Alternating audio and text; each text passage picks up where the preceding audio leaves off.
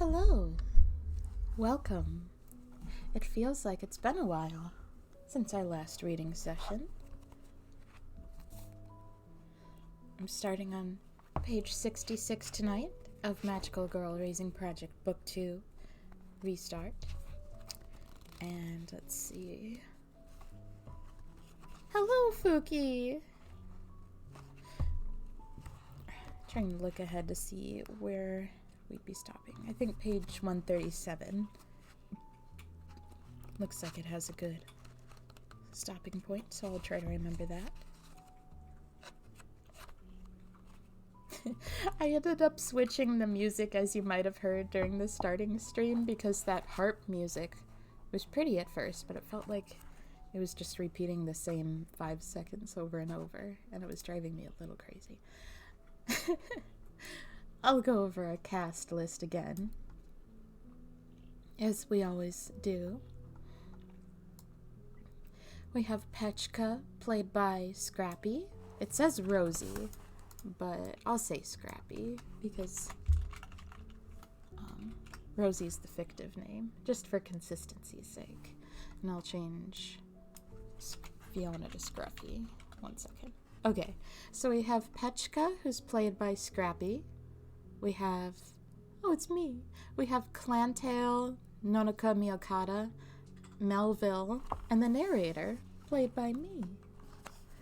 We have Lapis Lazuline, played by Cuddle, Noko, played by Snuggle, Cheno Saiko Yumenoshima and Masked Wonder, played by Q, Rionetta and Flea, played by Magenta, Meow Meow and Chernamouse, played by Chalky, Shadowgale, played by Scruffy, Detect Bell, played by Scare. We have Scooper, played by Scooper. He's very in character. He's doing a great job. We have Akane, played by Hollow, Keek, played by Pookie, and Fall, played by Gadget. You've heard Keek and Fall in the last reading stream. I don't think they ever came out and said that those are the names of those characters, but I don't think it's spoilery to just say what their names are. I don't think. Okay.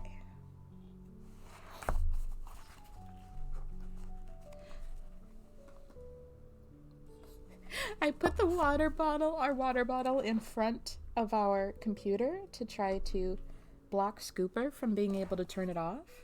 So we'll see if that works. He's looking like he wants to turn off the computer. All right.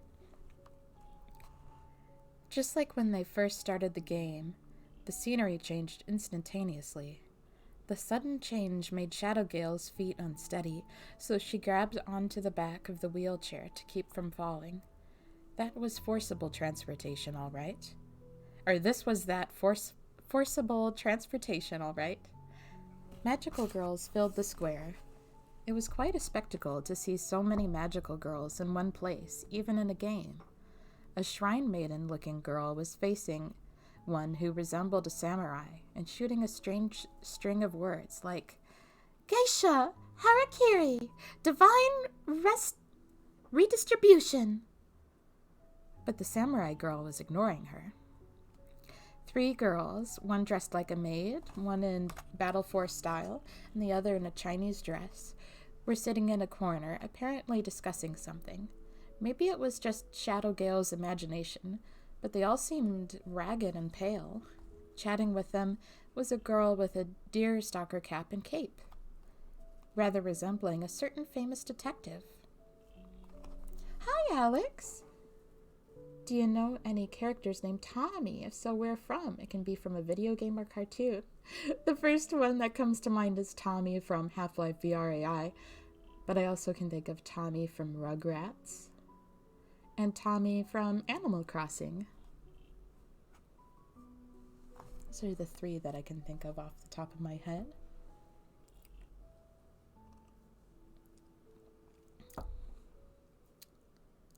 A girl with the lower half of a deer was flicking her tail back and forth. perhaps she was excited. On the other hand, her companion, a cook or pastry chef of some sort, appeared uneasy. Shadowgale observed them all, somewhat fascinated. One girl caught her eye. She gave Flea's sleeve a couple of tugs and whispered, "That's it. That's her." The girl she was eyeing was encased in a fluffy, fuzzy, plush hamster suit and munching on a giant sunflower seed. Another girl, with a huge bow slung over her back, was standing next to her and talking at her, but it was hard to tell if the hamster girl was listening. "Yes, there's no doubt. Different size, though," Masked Wonder seconded Shadowgale's statement. While Flea was busy gathering information, Shadowgale and Masked Wonder had been grinding for candy, in other words, hunting down monsters and fighting them nonstop. Even in a game, the constructs of capitalist and laborer, white-collar and blue-collar, user and used, remained. They ran around the endless field of grass from end to end, exploring all corners of the area until they encountered the steep cliffs acting as boundaries, defeating every red skeleton they met along the way. They were taking a break to eat when it happened. Masked Wonder noticed it first. "What is that?" Shadowgale followed her gaze. Masked Wonder placed her palm on the ground, watching it closely. Shadowgale did the same. It wasn't obvious at first, but eventually she could feel the slowly swelling tremors. A tremendous rhythmic thumping shook the ground, growing gradually larger and larger. "Look, over there!" Kitty cat's running. "Look." Masked Wonder prompted, and Shadowgale followed the other girl's gaze. Something was advancing from the horizon toward them. It looked like a monster, but also like a magical girl. Shadowgale rubbed her eyes and did a double take. Is something weird going on with perspective here?" "It seems right to me." It was big, leagues wider and taller than Masked Wonder, Flea, and Shadowgale. They could feel the tremors getting stronger, shaking the ground hard enough to lift Shadowgale's bottom clear off the ground. How many creatures on the planet were capable of creating minor earthquakes just by running?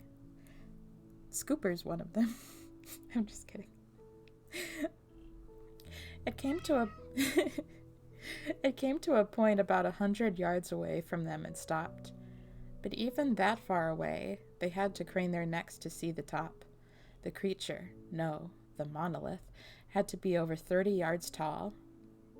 "You're not allowed to hunt here!" it yelled. Its voice was big, too. The grass around them trembled with every word.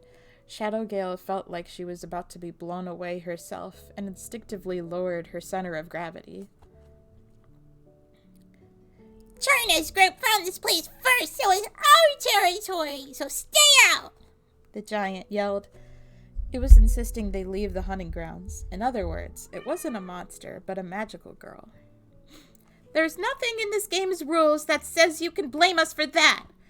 Masked Wonder shouted. She wasn't about to bow to this giant. And she didn't have to bow, but Shadowgale wished she would just back off. Shadowgale's legs were shaking, and tears were welling in her eyes. While she agreed that this nonsense about territories was unfair, and Masked Wonder was simply saying out loud what Shadowgale was thinking, she also knew full well that being in the right did not mean you would win. What was she doing picking a fight with a 90-foot colossus? "If you don't leave, you'll make China angry!" As a demonstration of that fury, she stomped her foot and the ground shook. Shadowgale toppled onto the grass. We can't take her." She shuffled along on her knees to cling to Masked Wonder's cape, tugging on it. "That's not something we can fight. Let's run away. Nobody's going to pat your back for fighting, and there's no point. Please, let's just run." Masked Wonder brushed her hand off and adopted a battle stance. "Might does not make right, but justice without strength is meaningless. I'm telling you, it's hopeless. I am the Masked Wonder, a magical girl, the embodiment of justice and strength," she shouted, jumping up and up and up and up. Shadowgale's eyes went wide with surprise. She still hadn't come back down. The launch itself had seemed light enough, but the distance and speed defied the laws of physics as she hurtled the one hundreds yards to her target, landing a kick on the giant magical girl's chest. Frozen in the face of that sudden, massive leap, the giant just stood there and took the kick. Though it looked less like a kick and more like a light touch, but it sent the giantess flying like a feather until she landed on her knees 30 yards back. Such an enormous object hitting the ground after a 90-yard flight should have caused a quake far greater than her steps had, but the giant hardly made a sound as she floated down. She seemed confused, too. She cocked her head to the side, patting herself down.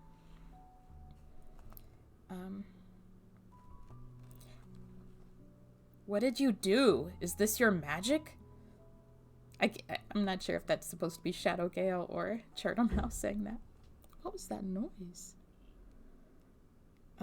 Sorry about that. We will not bend to your threats! Shadowgale didn't mind being part of this we, but more than that, she was impressed with how amazingly Masked Wonder had fought. She dazedly stared at the battle between the Titan and the superheroine. So threats aren't enough, huh? The giant stood up and swiftly spun her right arm to create a gust. Shadowgale threw herself down on the ground and clung to the grass, but it felt like roots were just about to give way. Just try it. If you think you can beat me, that is. Masked Wonder readied herself. The tension in the air was thick, the situation inches from an explosion, when someone yelled, trying to see who's saying this. Wait! That wasn't Masked Wonder's voice, and neither was it the Goliath's bellow. Shadowgale was too rattled to have said anything. That was when she first noticed. Someone was standing on the giantess' shoulder, and they dropped something from above. The cats are very active tonight. Thinking it was an attack, Shadowgale backed away and watched the object fall. It was a blue gem about the size of a baby's fist. Not a raw gem either, but Scooper! But carefully cut so that every angle shined. If it was real, how much was it worth? It had to be a fake. Huh! A girl wearing a blue dress and a cape of white fur with a black and white striped tail growing from her behind. Clearly a magical girl, was standing where there had been nothing before. Shadowgale retreated even further. Pinky and index finger extended on each hand. The newcomer crossed her arms in front of her face, bent her right knee, and stretched out her left leg. The pose looked strenuous.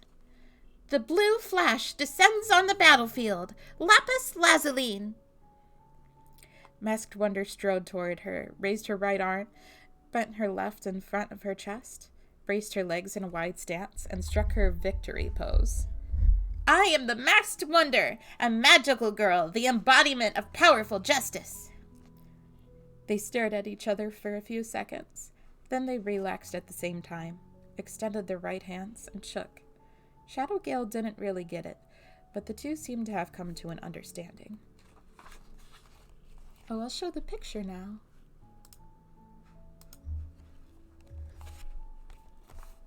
The girl who had introduced herself as Lapis Lazuli scooped up the gem and turned back to the giant. Hey, you can head back, Churney. No need to fight these people. Her tone was quite flippant, despite her dramatic entrance. But Malvo was sent to guard the hunting ground, the enormous girl protested. Nay, that was another voice. Looking toward the sound, Shadowgale could see a faded figure melting into the grasslands. Little by little, the image patched together, and the green faded, revealing a magical girl.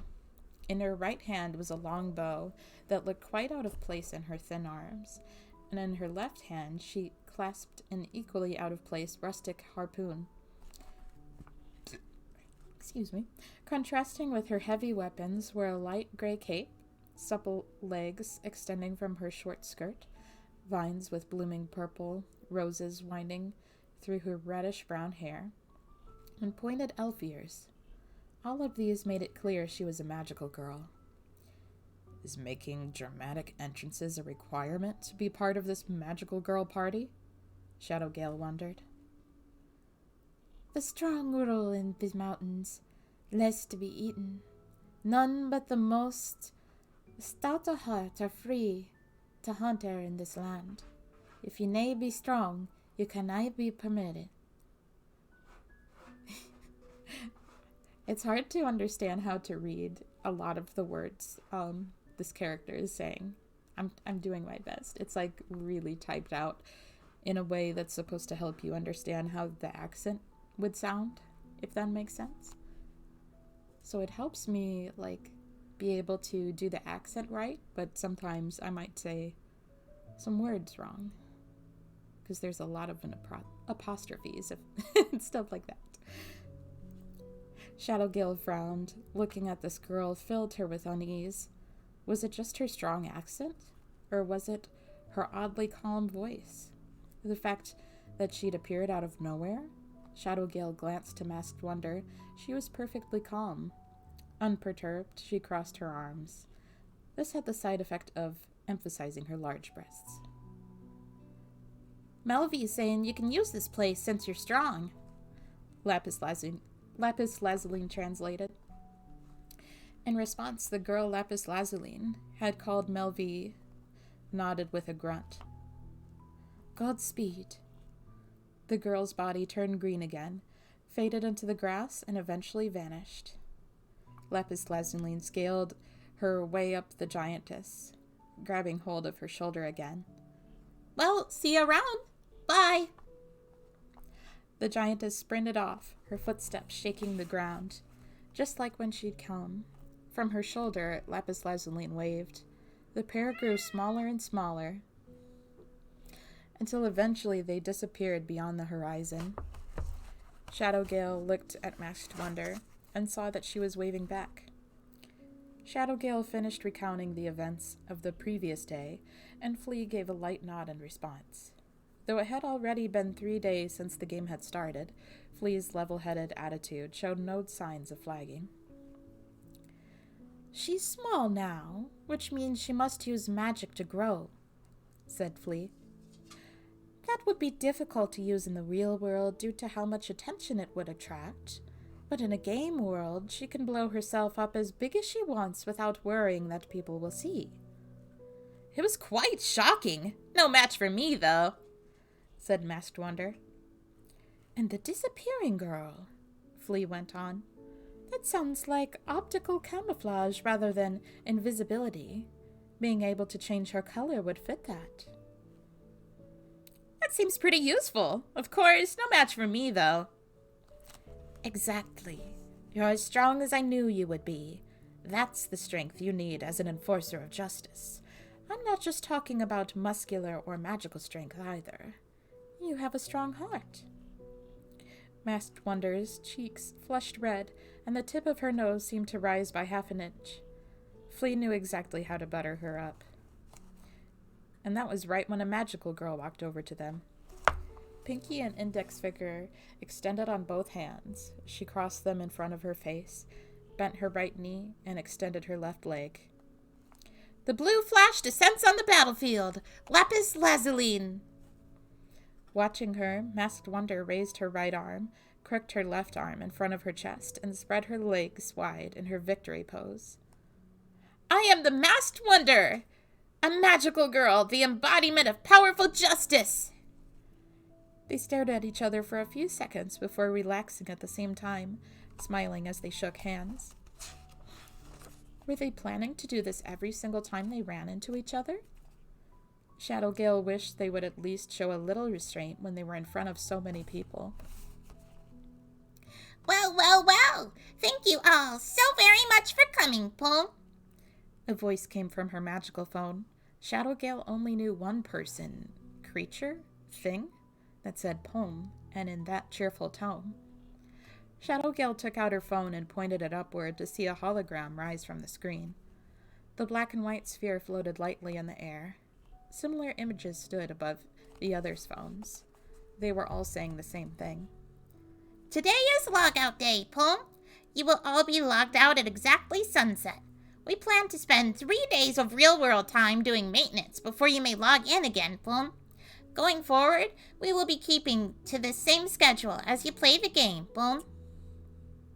Fall twirled around, scattering gold scales into the air. Usually, there will be a special event on logout days. These range from very lucky to very unlucky events. One will be chosen at random, Plum. Today, ho-ho! My, a very lucky draw indeed, Plum. There's a very kind message in the grassland settlement with the name of the town on it. Have you all seen it, Plum? I want you to all go to where that message is right now, Plum. The first one to reach it will receive a special, rare item from Fall. No waiting for Fall to finish, Flea shot off like a rocket, leaving dust clouds in her wake. A second later, the rest of the girls followed after her like a stampede. Shadowgale and the remaining few watched them go. No one could beat Flea's speed, and she'd even gotten a head start on them, so the event ended with a crushing victory for her. She'd taken a lead of more than 1,000 lengths. After the event was over, Shadowgale was relieved that no one seemed angry about Flea jumping the gun. The next time a similar event came up, however, many were sure to cheat in the same way, which disheartened her. People like Flea seemed to always be setting bad precedents. The rare item she received for winning was a coin. On the front was a girl holding an obviously magical stick, a staff. The back was engraved with a star. Gleaming golden, it was about the same size as a 500 yen coin, albeit much heavier. Suspecting it might be pure gold, Shadowgale inspected it, but she had no skill for appraisal. She didn't feel like biting it like someone out of a period piece either. That probably wouldn't tell her anything anyway. That's the miracle coin, Plum, Fall informed them. If you carry that, enemy drop rates will increase slightly, Plum. Drop rates? Asked Flea. You mean we'll get more candy? No. Certain enemies can drop items other than candy, Plum. Some enemies even drop super rare items on the super rare occasions, Plum. That coin will surely come in handy when trying to collect those, Plum. To give you a hard number, it will bump up the drop rates by about 5 times, Plum. Flea transferred her prize from her phone to Masked Wonders. Now the miracle coin was inside her phone's item bank. Just like the map, potions, and passes, it had to go inside a phone before it could be used. Apparently, that was the standard in this game. She could withdraw it by selecting it from the inventory. I'll have Masked Wonder use the coin. I take it you're fine with that? Said Flea. Not that she'd care if I wasn't, Shadowgale thought. But honestly, she had no complaints. More often than not, Masked Wonder was the one with the chance to land the finishing blow on enemies. I won't waste this rare item you've granted me. You can count on me. As Masked Wonder struck her victory pose, her breast jiggled. Okay, I'll take the image down now. This is actually the last picture of the whole book. Yeah. I don't know why this book is so sparse with pictures. They had a bunch at the beginning, but then... But that's okay.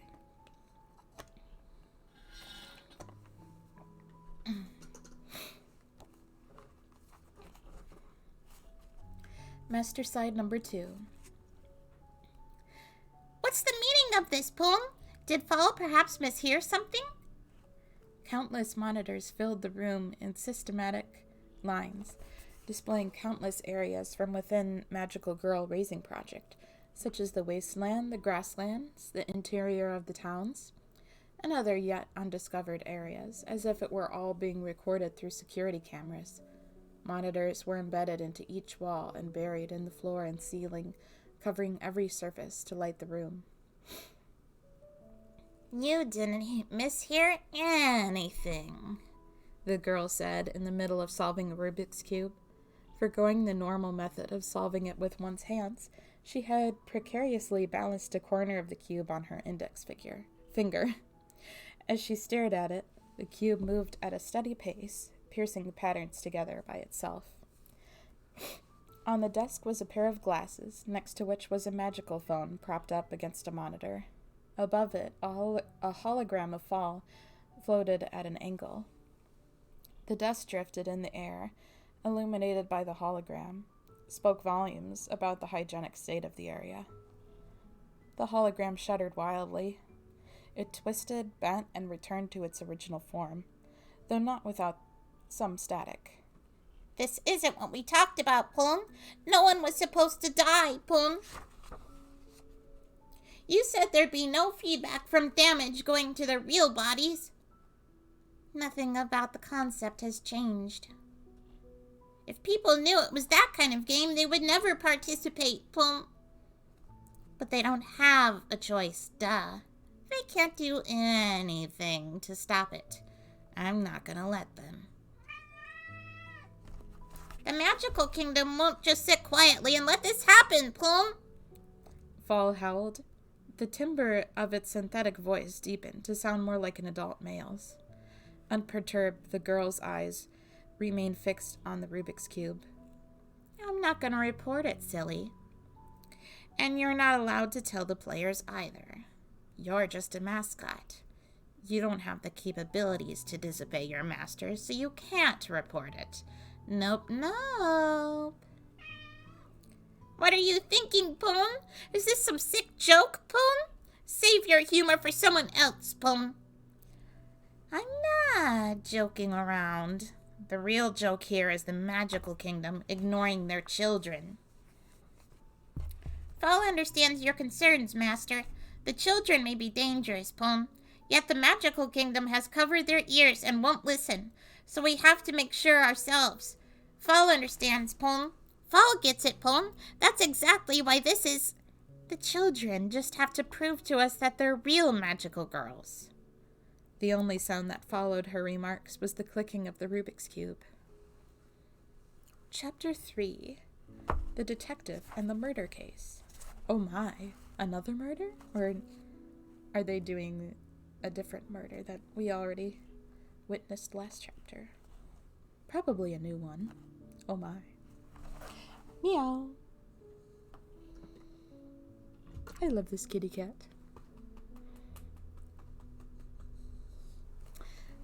Detect Bell. Or I don't remember if I've been reading how it has like their name. Maybe I should be reading that. It has like, when it switches perspectives, it shows you the name of the main character it's focusing on. Detect Bell was a detective.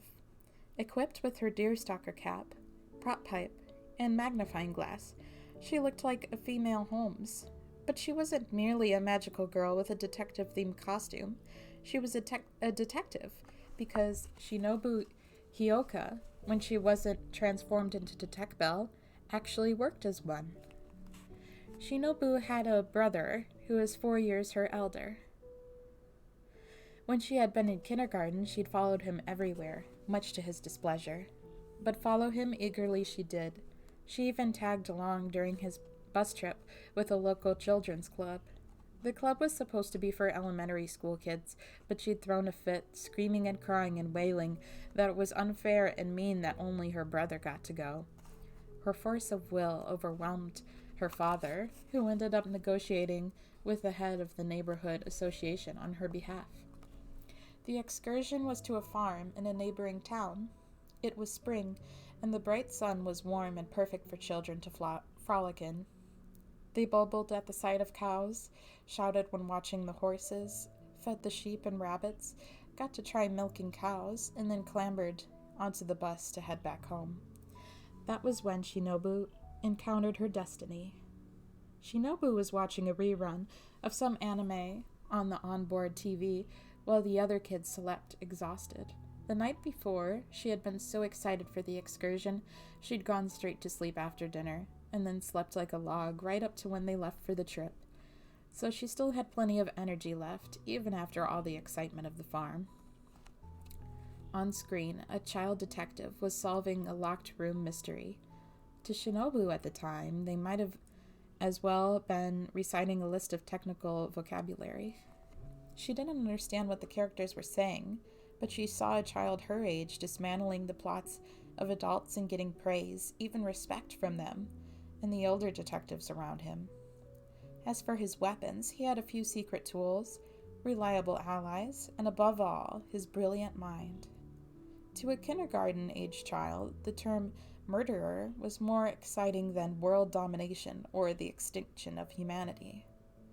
The kid on screen was a hero for fighting criminals like murderers. Swept up in the emotion of the story, Shinobu's hands balled into fists amid the snores inside the bus.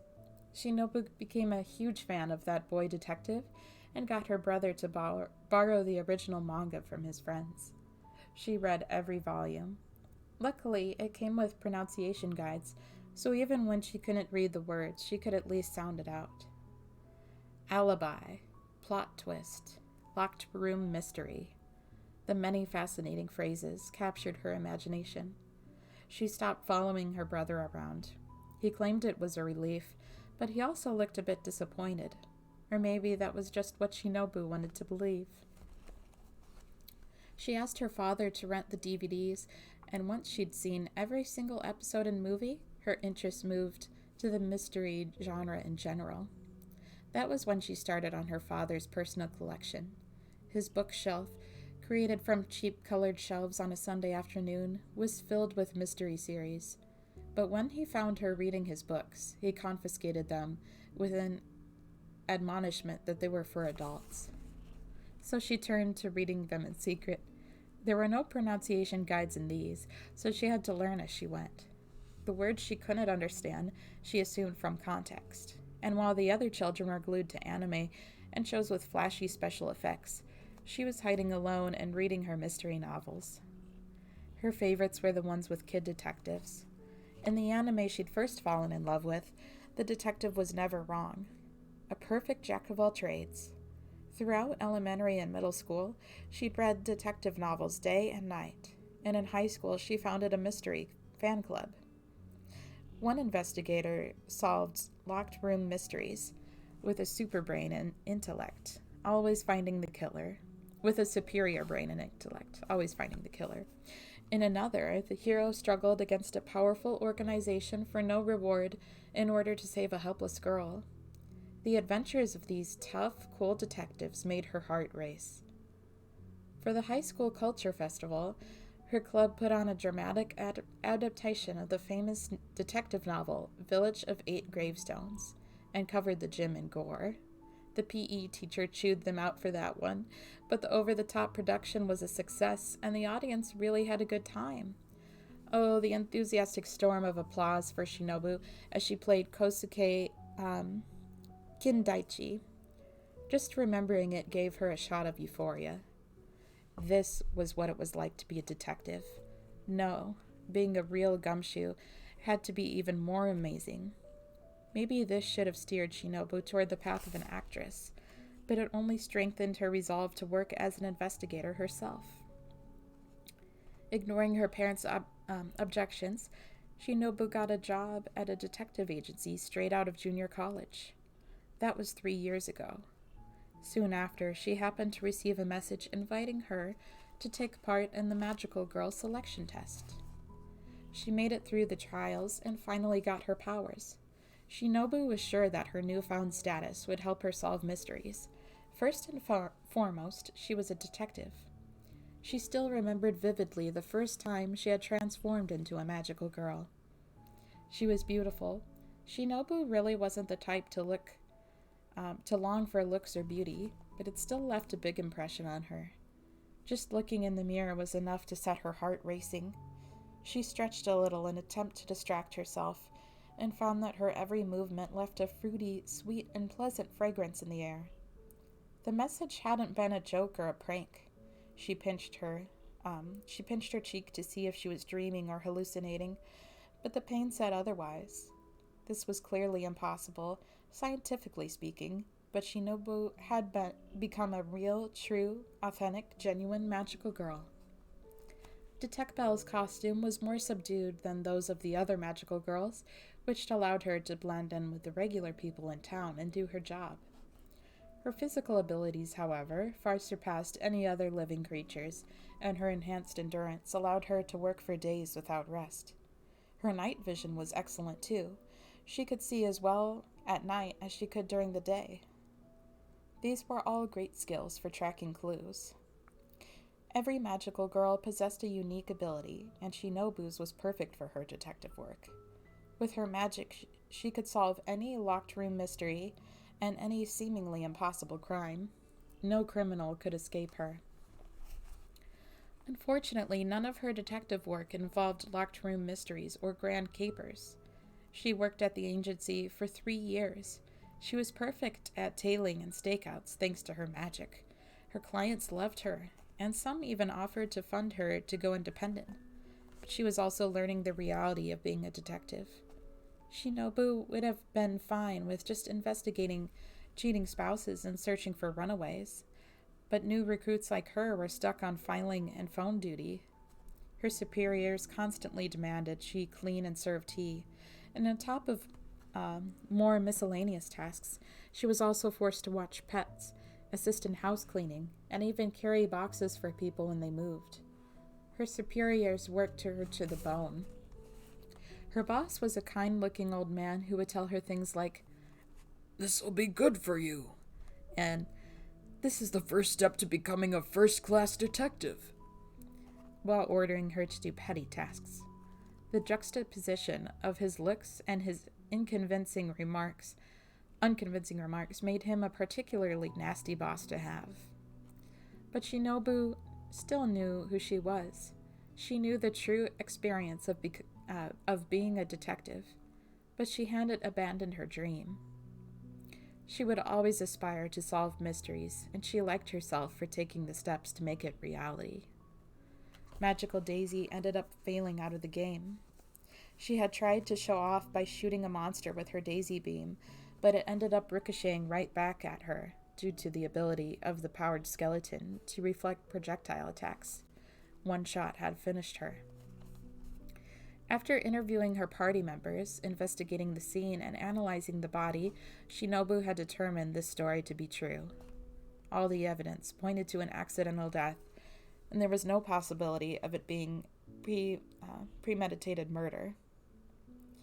But the fact that it was unintentional wasn't the issue. The real problem lay elsewhere. Immediately after logging out of the game, Shinobu requested some time off. Her boss yelled at her over the phone, "You think we can afford to give you 3 days off when we're so busy?" Shinobu gave him some flimsy, Yes, of course, sir," lines, and then turned off her flip phone's power. Unfortunately for him, his day job was not her highest priority.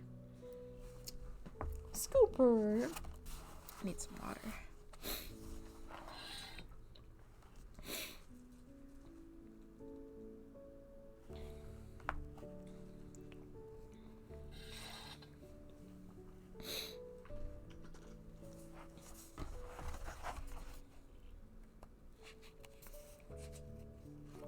First, she searched the internet for Magical Kingdom and how to contact them on her special phone. She had a ton of questions for them, but for some reason all of her messages bounced back. After a lot of trying and failing, she gave up on that angle and focused on scouring the web. She typed Magical Daisy, added a space and a few search keywords, and pressed enter. One site caught her attention with an article discussing how the background in the Magical Daisy anime resembled a certain train station. This complemented the information Shinobu had gotten from Genocycle Yumeneshima. After compiling her search results, she learned which location the show's setting was based on. Apparently, among the more hardcore fans, it was celebrated as a holy land. Even after its original airing, Magical Daisy was still relatively popular in the early morning Sunday Kids anime slot, but these days no one was raving about the Holy Land anymore. Closing her magical phone, Shinobu transformed. She pulled her cap low over her head so as to appear inconspicuous, threw her wallet and other necessities into her work bag, and left her apartment complex. She rode the bullet train headed for Tohoku, transferred to a regular train, then switched again to private rail and rode 3 stops down to an empty station. After dropping her ticket into the turnstile, she stepped out into B City, B Prefecture. Checking her surroundings to be sure no one was looking, she lightly kissed the station wall. A caricature of a human visage appeared on the cracked and dirty surface. It resembled a shabby middle-aged man, more like something from anime or manga than real life. The face her magic summoned differed from object to object. Ah, so this is the one you get from an old empty station like this, she thought. The eyes of the 3-foot-wide cartoon goggled as they landed onto Tech Bell. What do you want? It was mumbling. Every object was different in this regard. Have you heard of Magical Daisy? No. It's this girl. Using her phone, Detect Bell showed the face of a picture of Magical Daisy. Oh, I know her. She helped out some people in the station. Okay, thanks. She gave the face another kiss, this time on the tip of its nose, and it melted back into the wall. This was Detect Bell's magical ability, conversing with buildings. There were some conditions. For one, it required a kiss to both activate and stop. And for another, objects would never incriminate their owners, but still, it was quite valuable in her detective work. Incidentally, when she had tried using her magic on the dilapidated buildings within the game, they had replied coldly to her. I am Master's property. I cannot speak on topics against Master's will. Please search for hints on completing the game through regular means. She'd used her magic on other buildings too, but while they all spoke in different tones, they offered basically the same explanation. She was disappointed she couldn't use her magic to get some easy hints. After leaving the station, Shinobu stopped by a nearby convenience store and bought a local newspaper. In the sticks, these kinds of shops sat on huge plots of land with similarly large parking lots. Leaning against a cement barrier, she opened the newspaper. Shinobu had learned from Noko that Daisy had been in middle school while the Magical Daisy anime was on air. This meant Shinobu could reverse calculate her age. Being in middle school, there was no way she could have done her magical girl work far away from home. She had to have been active in her local neighborhood. As long as they hadn't moved, her family would still be here. Magical girls also needed a place to transform without being seen. They were cautious about human witnesses, but nobody ever thought about the buildings. There had to be one in the area that had witnessed Magical Daisy transform. Asking structure after structure, Shinobu traced the path Daisy had gone as her magical girl self. Eventually, she would reach her home. If the person in question wasn't there, Shinobu would pursue the possibility that the family had moved. If they had, building had to have seen it, and the brick and concrete never forget. The purpose of this investigation was to ascertain whether Magical Daisy was alive or dead in this world. Personally, Shinobu hoped she was alive. Fall had insisted that feedback from in-game damage wouldn't affect their real bodies. That was the whole reason she'd agreed to participate in the game in the first place. This was ultimately just to assuage her doubts, just to make sure that no mistakes had cropped up anywhere. All that pushed her along was an uneasy feeling. She had no basis for her doubts, and she was fully aware of that. Detect Bell folded up the newspaper and threw it into her bag. She had 3 days. Pechka. Just like before, Pechka changed clothes and went to give Ninomiya her homemade lunch. When she cut in line, no one complained. She could only hear them whispering, "It's that girl again," and "Who is she?" The first time it had made her proud and happy and excited, though with a pain deep in her heart, and later she'd floundered on her bed. Now, the second time, she didn't feel any of those things. The autumn sun set early. Darkness was quickly setting in, and the public playground was empty of children. The only one there was Petchka, sitting on the swings. Just thinking about the game dampened her mood.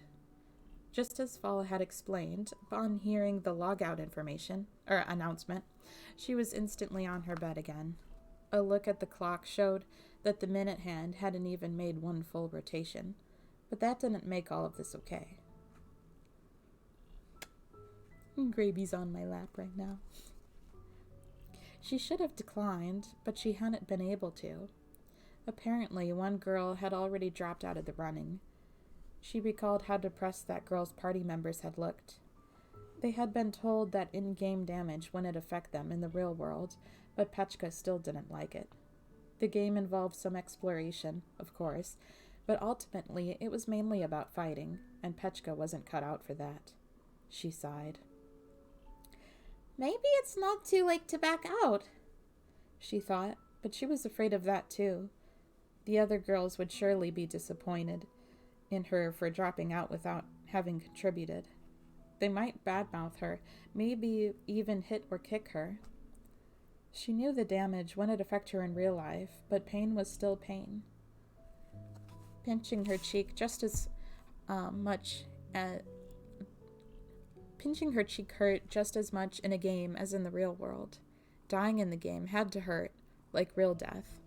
Just imagining it upset her. Did the other magical girls just have no imagination? The concept of a game based around killing enemies, or whatever, didn't seem fitting for heroines like them.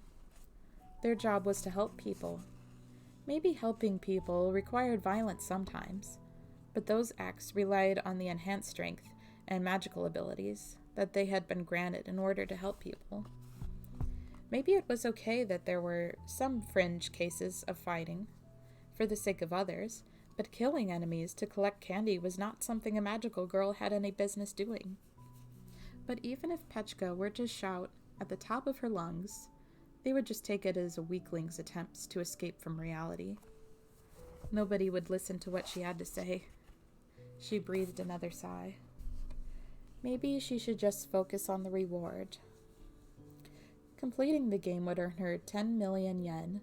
That was so much money, like winning dozens of jumbo lotteries. Her party had agreed that if one of them landed the final blow on the evil king, they would split the rewards equally among the whole party. In other words, someone like Petchka, who didn't want to fight, had a chance. But still, the number didn't seem real to her. If pushed to say, Petchka might be more glad about the 100,000 yen participation award.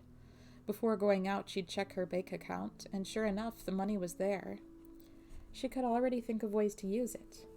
Food she could produce and prepare herself, so that left clothes and accessories such as rings, necklaces, earrings. No, she was a little scared to get pierced, so maybe just clip-ons. Shoes, bags, expensive, famous brands that celebrities wore, the kinds of outfits you saw in models and fashion shows. If the 100,000 yen wasn't enough, she could always add in some from her New Year's gift and her personal savings. Fancy clothes might not look good on Chica, but on Petchka they did. Petchka was so consumed by her near-escapist fantasies, she didn't even notice when the sun set. The shadow she cast under the lamppost light was stretched long and came to a point. Hearing the tapping of approaching footsteps, she looked up to see a pair of baseball spikes at the edge of her shadow. In those shoes was someone wearing a baseball uniform. Raising her head, Petchka nearly stopped breathing. It was Ninomiya. His black baseball club bag was hanging off his shoulder.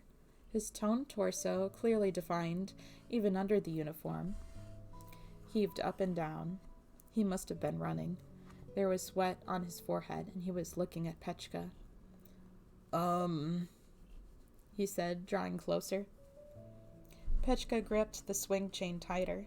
It was covered in thick plastic, but she could still feel the coldness of the metal beneath. She realized her temperature was rising. "You're the girl who brought me lunch, right?" he asked. She shot up like a spring and nodded repeatedly. All the muscles on her face were strained as they could be. Her free hand felt awkwardly empty, so she clenched the skirt of her dress. This might sound a bit shameless, but... He was right in front of her. He was close enough to touch, close enough that she could even feel his breath, and she could smell the sweat he'd built up by running to catch up to her. Ninomiya, the star she'd been convinced she'd never reach, the boy she admired for so long. She'd never been able to speak to him at school. She'd always just watched him from afar. Now he was right in front of her. She was sweating. Her body was on fire. Her heart was racing. She felt dizzy. Who was it who had said love felt just like the flu? Ninomiya put a hand behind his head, looking apologetic, as he hesitantly said, "Would you mind making lunch for me again?" Petchka nodded over and over. Her tied-up hair bounced up and down. "It was really good, man. Seriously, amazing. I'd do anything you asked if I could eat that every day. It was crazy good." The food Petchka's magic created was magically delicious. Ninomiya did his best to explain just how excellent it had been, this time adding gestures. "I really wanted to tell you this, but no one on the team knew who you were. I had to run all over the neighborhood to find you. Also, could I ask you a favor?" He put his hands together and bowed his head. Suddenly, Petchka found herself looking down at the back of his head. As was typical for baseball club members, he was forced to keep his hair buzzed short. His head was well-shaped, and instead of the usual amusement a buzz cut might elicit, her first thoughts were of how clean it was. It had to be pleasantly fuzzy to the touch. Petchka's right hand moved. "My teammates liked your food so much they kept sampling it. I didn't even get to eat the whole thing," he said. Head still low, he chanced to glance up at her. Their eyes met. Panicking, Petchka pulled her right hand back, but her pulse was rising, her breathing rough as her body attempted to keep up with the demand for oxygen. Ninomiya was looking at her. She'd watched him before, but now he was looking at her as she looked at him, and they were staring into each other's eyes. "In fact," he continued, "there was only scraps by the time I got to it, but still it was to die for. So I know you might think I'm greedy for asking this, but is there any chance you could give me another? Sometime when no one's looking? I mean, I tried to stop the guys, but they wouldn't listen and basically took everything. I'm serious." Petchka was so dizzy she was about to faint, but she managed a nod. "Okay." She was so nervous, it came out a bit monotone. "Really? Seriously? Yes, thank you so much." Ninomiya grabbed her hand and shook it, thanking her over and over. Blankly, Petchka stared at him. She was just as dazed when she agreed to meet him in the park again to deliver the lunch.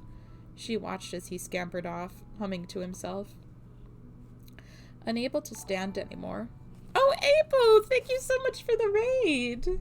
How was your stream?" "Welcome." "Hello, Lily!" "I'm just reading some of Magical Girl Raising Project. I'm not sure if you've been around for those reading streams." "Game fun. That's good to hear." "I have a cat in my lap. Head pats are lovely." "Oh."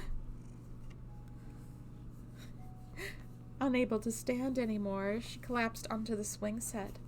Her bottom was wet and cold, and she realized how much she'd been sweating. Slowly, the rhythm of her heart calmed, and her burning excitement cooled. She gradually settled down, but even so, the embers still burned deep inside. Her magic, which she had only considered a bonus, had turned out to be useful. She'd made Ninomiya happy, and he complimented her cooking. "Oh my gosh! 2 raids in like 1 minute? What is going on? Hello, Bouillon Cube. Welcome. Welcome. I caught part of the last time, didn't realize you were doing more today. Yes.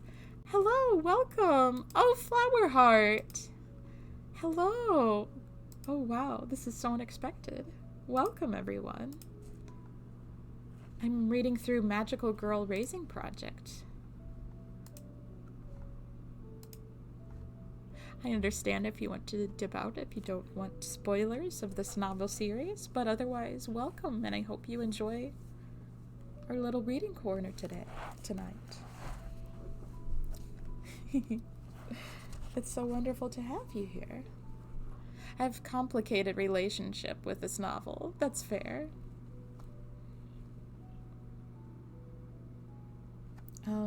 Where did I go? Meow.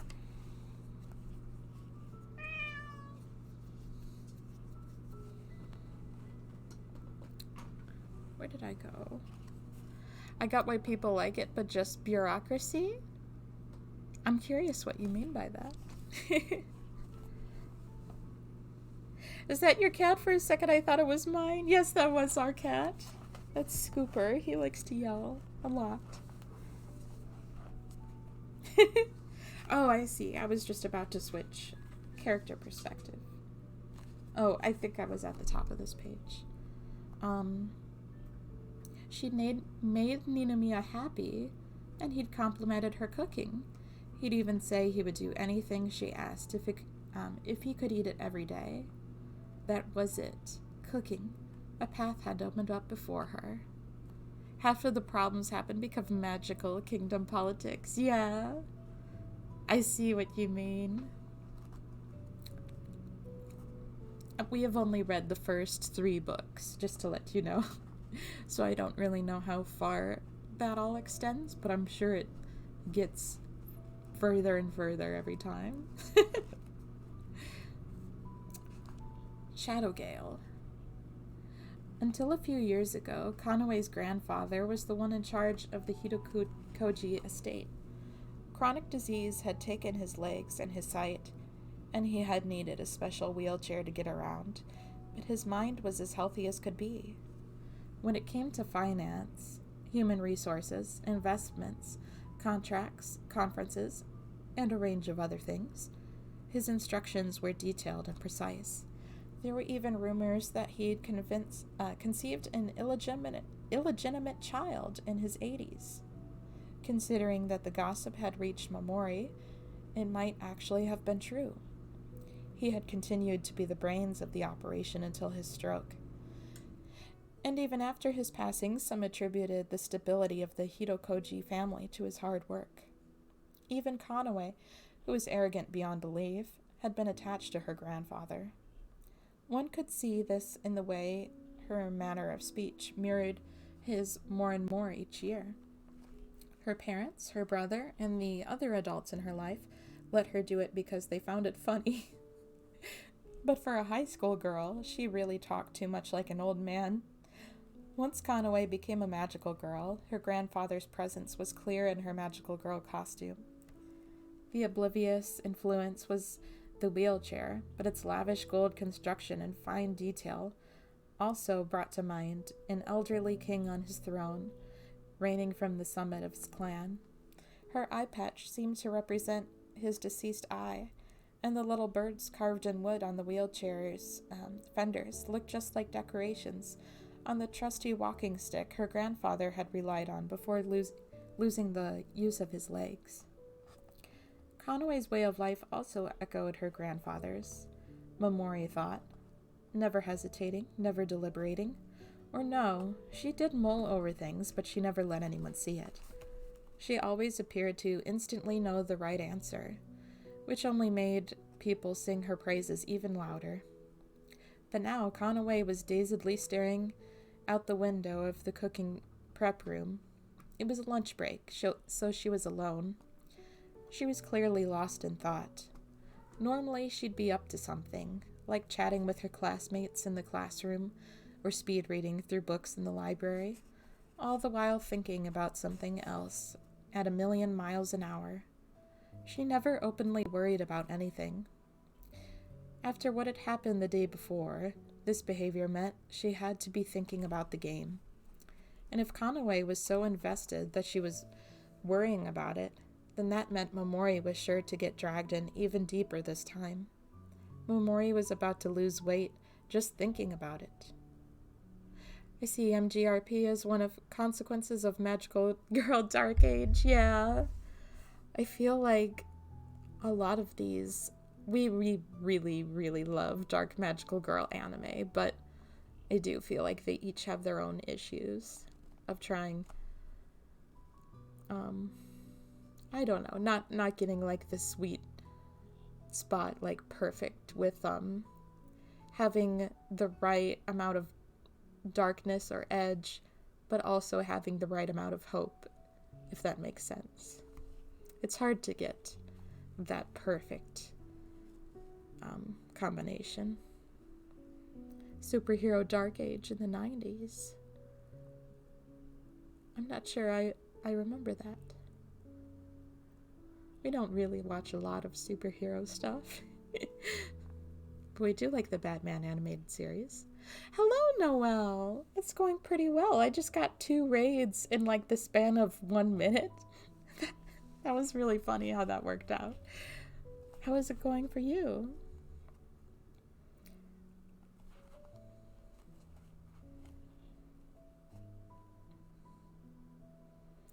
Yeah, I feel with Dark Magical Girl anime, basically,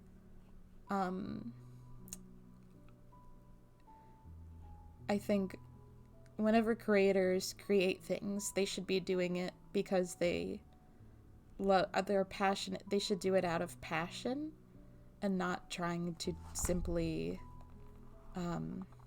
copy, for example, Madoka. I feel a lot of times that's the case, that they're trying to follow in the popularity instead of, being original. But I think this series is original enough. It's definitely interesting. One dark story became popular and another wanted piece of the cake. Yeah.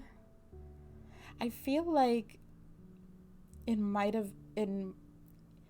I like to think that it's been long enough away from Madoka now that creators are starting to do things more out of their own passions and interest than simply trying to copy one just for the sake of popularity. I like to think that.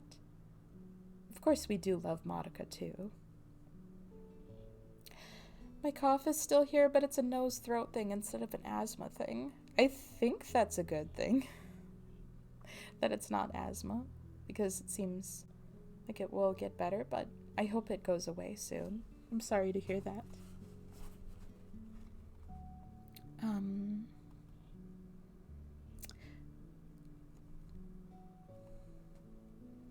Name about MGRP. One that I hate is, of course, Magical Girl Sight. Oh, I'm sorry, we really do love Magical Girl Sight, but we also recognize the problems with it. We have a fictive of Nana from that, as you might know. I think we care a lot more about the anime than the manga for that one. Like, the main reason we have read through the manga, and our main reason for doing so is just the administrators. We love the administrators. It's just mainly sad that the premise is so good, and it could have been so much better if it was handled by a better writer. Yeah. It's quite a mess.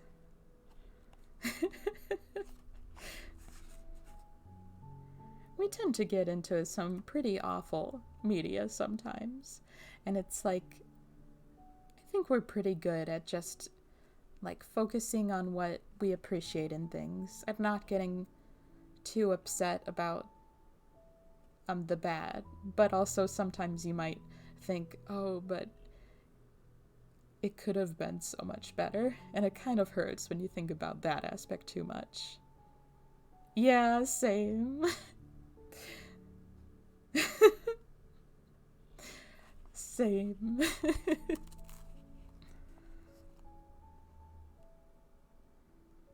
I'm assuming that's the writer.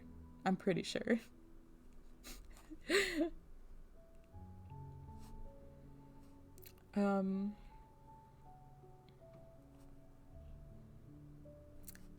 Trouble builds character, but I think you'll like what I have to say, said Conaway. Are you a mind reader? Momori asked. How long do you think I've known you? I can tell that much. It felt like she was accusing her of being shallow. Momori was not amused. The moment where they roasted Elon Musk was really funny. Yeah, it was. I saw that on Tumblr, and we reblogged that and kind of added some comments in the tags. Like, just so you know, this is the creator of Magical Girl site, and while we really adore this series, the writer is a pretty terrible person. But this is a funny moment and a win. I think a person is allowed one win in their life. Just one. But otherwise, I don't think they're a good person.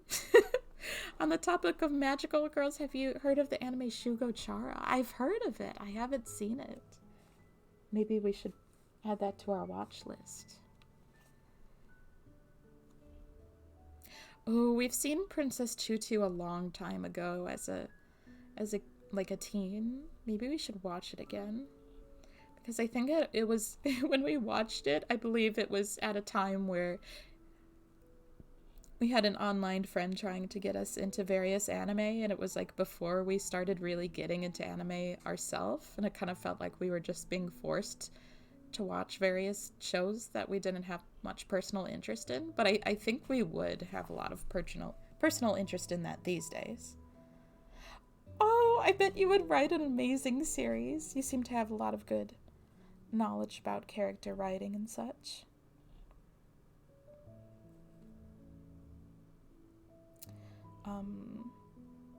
Outside the window, some students in their gym clothes were happily chasing a soccer ball. This was a school for rich girls, and there were many different types. It was autumn, but still warm enough that Momori was impressed that they were running around. Watching them made her feel hot too, so she loosened her scarf. It's about the game, said Conaway. So Momori had been right. I know you don't like such things, Conaway continued. Fighting enemies, grinding for currency, and buying items. With your magic, you don't need to do anything so tedious. You could just use your little cheat to win. But if that's always in the back of your mind, then you'll never enjoy yourself. If you want to play the game, miss, then I can't just leave you. It's your fault I got dragged into this, she seemed to say with every bit of sarcasm in her body, but Conaway didn't seem to care about that, her eyes still on the students running around outside. She pulled up a foot onto the chair. Her skirt slid to the side, exposing her thighs. That's improper, miss, said Momori. There are two types of magical girls. Those who fight and those who don't, was it? That game is for those who fight, but that doesn't mean all the participants have to be fighters. There were girls besides you and me who don't fight, so why are they participating? Maybe the reward lured them in. Speaking of rewards, we opened a new area when we were in the game. The prize for that was deposited into one of the accounts I use for foreign trading. I don't know how they found my information, but it was just dropped in there anonymously. 2 areas makes 2 million yen. 2 million yen? Seriously? It was deposited along with a participation fee. You should check your bank account and learn to appreciate things other than material rewards. A rich person telling their servant, you should appreciate things other than material rewards. That's funny. My main goal is to make them all really gay. That's an excellent goal. I think you've won the writing game. If there was one.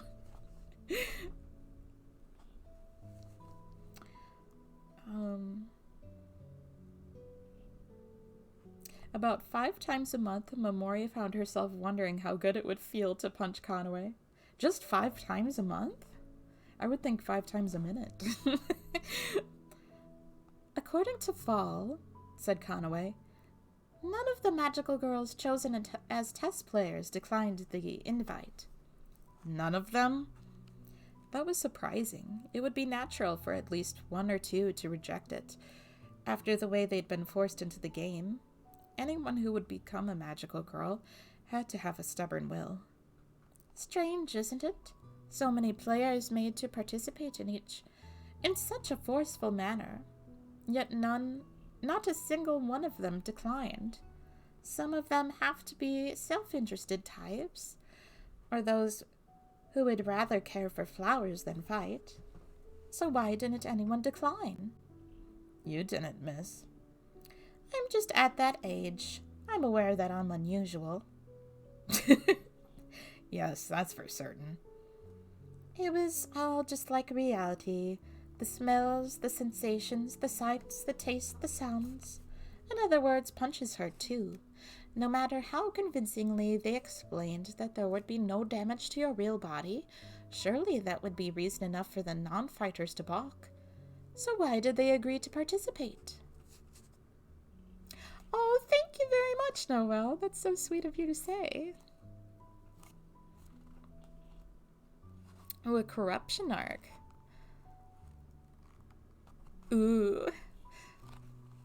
Q's happy to hear that.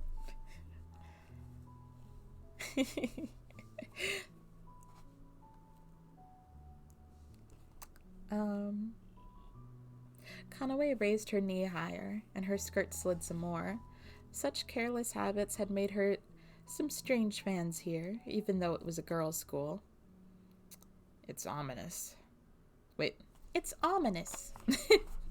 I see. Momori spat out indifferently and turned away. She ended up face to face with a skull, but unlike the skeletons in the game, this anatomic model would not be attacking. I bet she enjoys herself more when things get ominous, she added to herself. My magical phone is acting oddly, said Conway.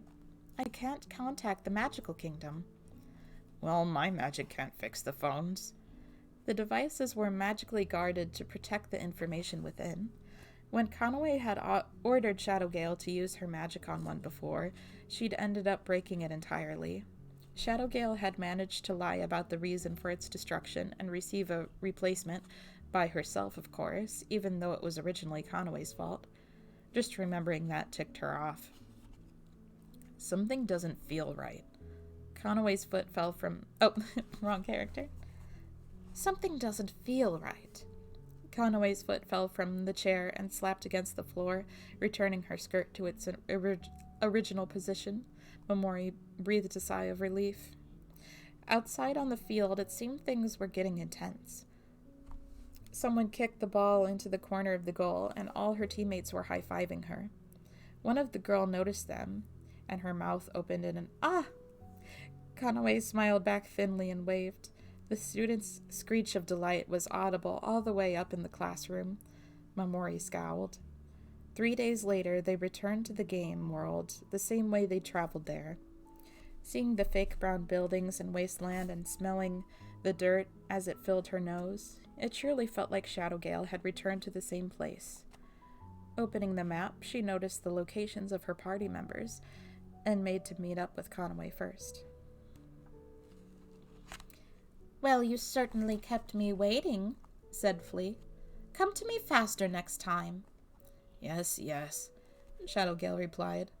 I'll run to you as fast as I can.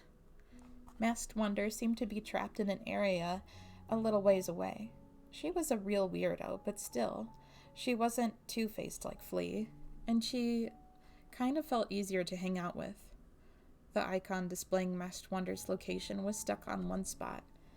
They'd agreed to meet up with one another once they were back in the game, but Masked Wonder seemed to be waiting for them to come to her.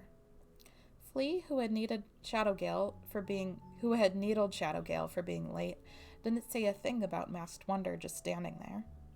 But thanks to her observation of the Hidokuji family for over 10 years, Momori understood why. Investors were lenient with talented personnel. They always got priority treatment when it came to pay, care, and hours. The less talented, on the other hand, got the short end of the stick. With great effort, Shadowgale pushed Flea's wheelchair until they arrived in front of the building where Masked Wonder was waiting for them.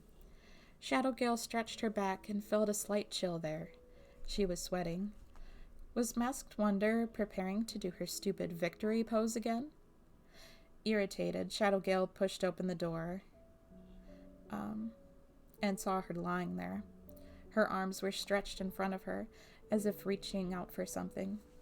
She was on her stomach, face down, dark red fluid staining her purple cape.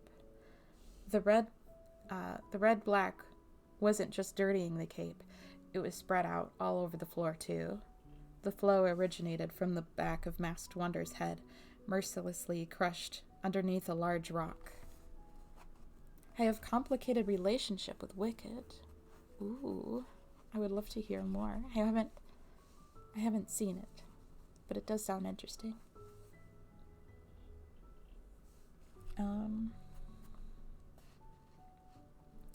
Flea rolled her wheelchair through the puddle of blood toward the dead girl, bent over, and scooped up her magical phone. She turned it on. Shoot. All her items and candy were taken. Flea spoke as if she were discussing how she'd guessed an answer on a test and gotten it wrong. Shadowgale listened in a daze, but nausea threatened to surface like a memory. Petchka. She'd gotten herself a pot. The shop stocks varied by town. The Wasteland shop carried recovery items, while the mountain shops had encyclopedias. Each shop had also provided weapons and armor that were more powerful than those in the previous area. The Wasteland store sold plain weapon and shield equipment. The Grassland shop had weapon +1 and shield +1 items. And at the mountain shop there were +2 items. After installing a purchase, you could summon it, and each upgrade was more durable and looked more refined than the last. The weapons also varied depending on which magical girl summoned it. So putting one in Petchka's phone produced a spatula, but Rionetta's produced claws. The naming scheme Weapon plus X was bland but flexible. The only items a party could share were the random results of R and the special passes. R had been extremely popular at the beginning of the game. The first item Petchka's party had gotten from it, the map. Hang on. There's a bug that I might have missed it.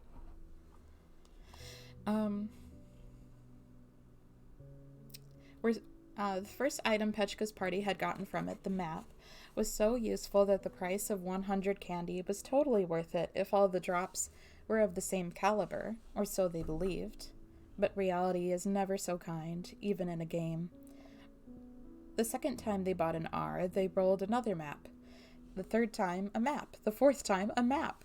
They had been laughing it off up until the third one. The fourth made their smiles vanish. The fifth incited anger and suspicion. What the hell was up with this R item? Did it only drop maps? R generates items of differing rarities, and the probability of receiving any given item varies, Pum. Upon being summoned via the help button, Fall responded dispassionately and unflinchingly to their barrage of anger. We've only ever received maps, though. Rionetta's voice was shaking, and the corners of her lips were drawn tight. But Fall was the same as ever. The map is an extremely common item, Pum. It's normal for it to drop 4 or even 5 times in a row. But please just shake it off and roll again and again to try for a super rare item, Poon. Most of the plot in Wicked is not about corruption arc. Most of the plot was about weird love triangle. The Tin Man had a crush on Glinda, the Good Witch, but she pushed him off on the Wicked Witch of the East because she was only interested in the Scarecrow. The Scarecrow, however, ran off with the Wicked Witch of the West. Oh, wow. Time to get a gambling addiction, trying not to get the map. Yeah. It's those loot crates.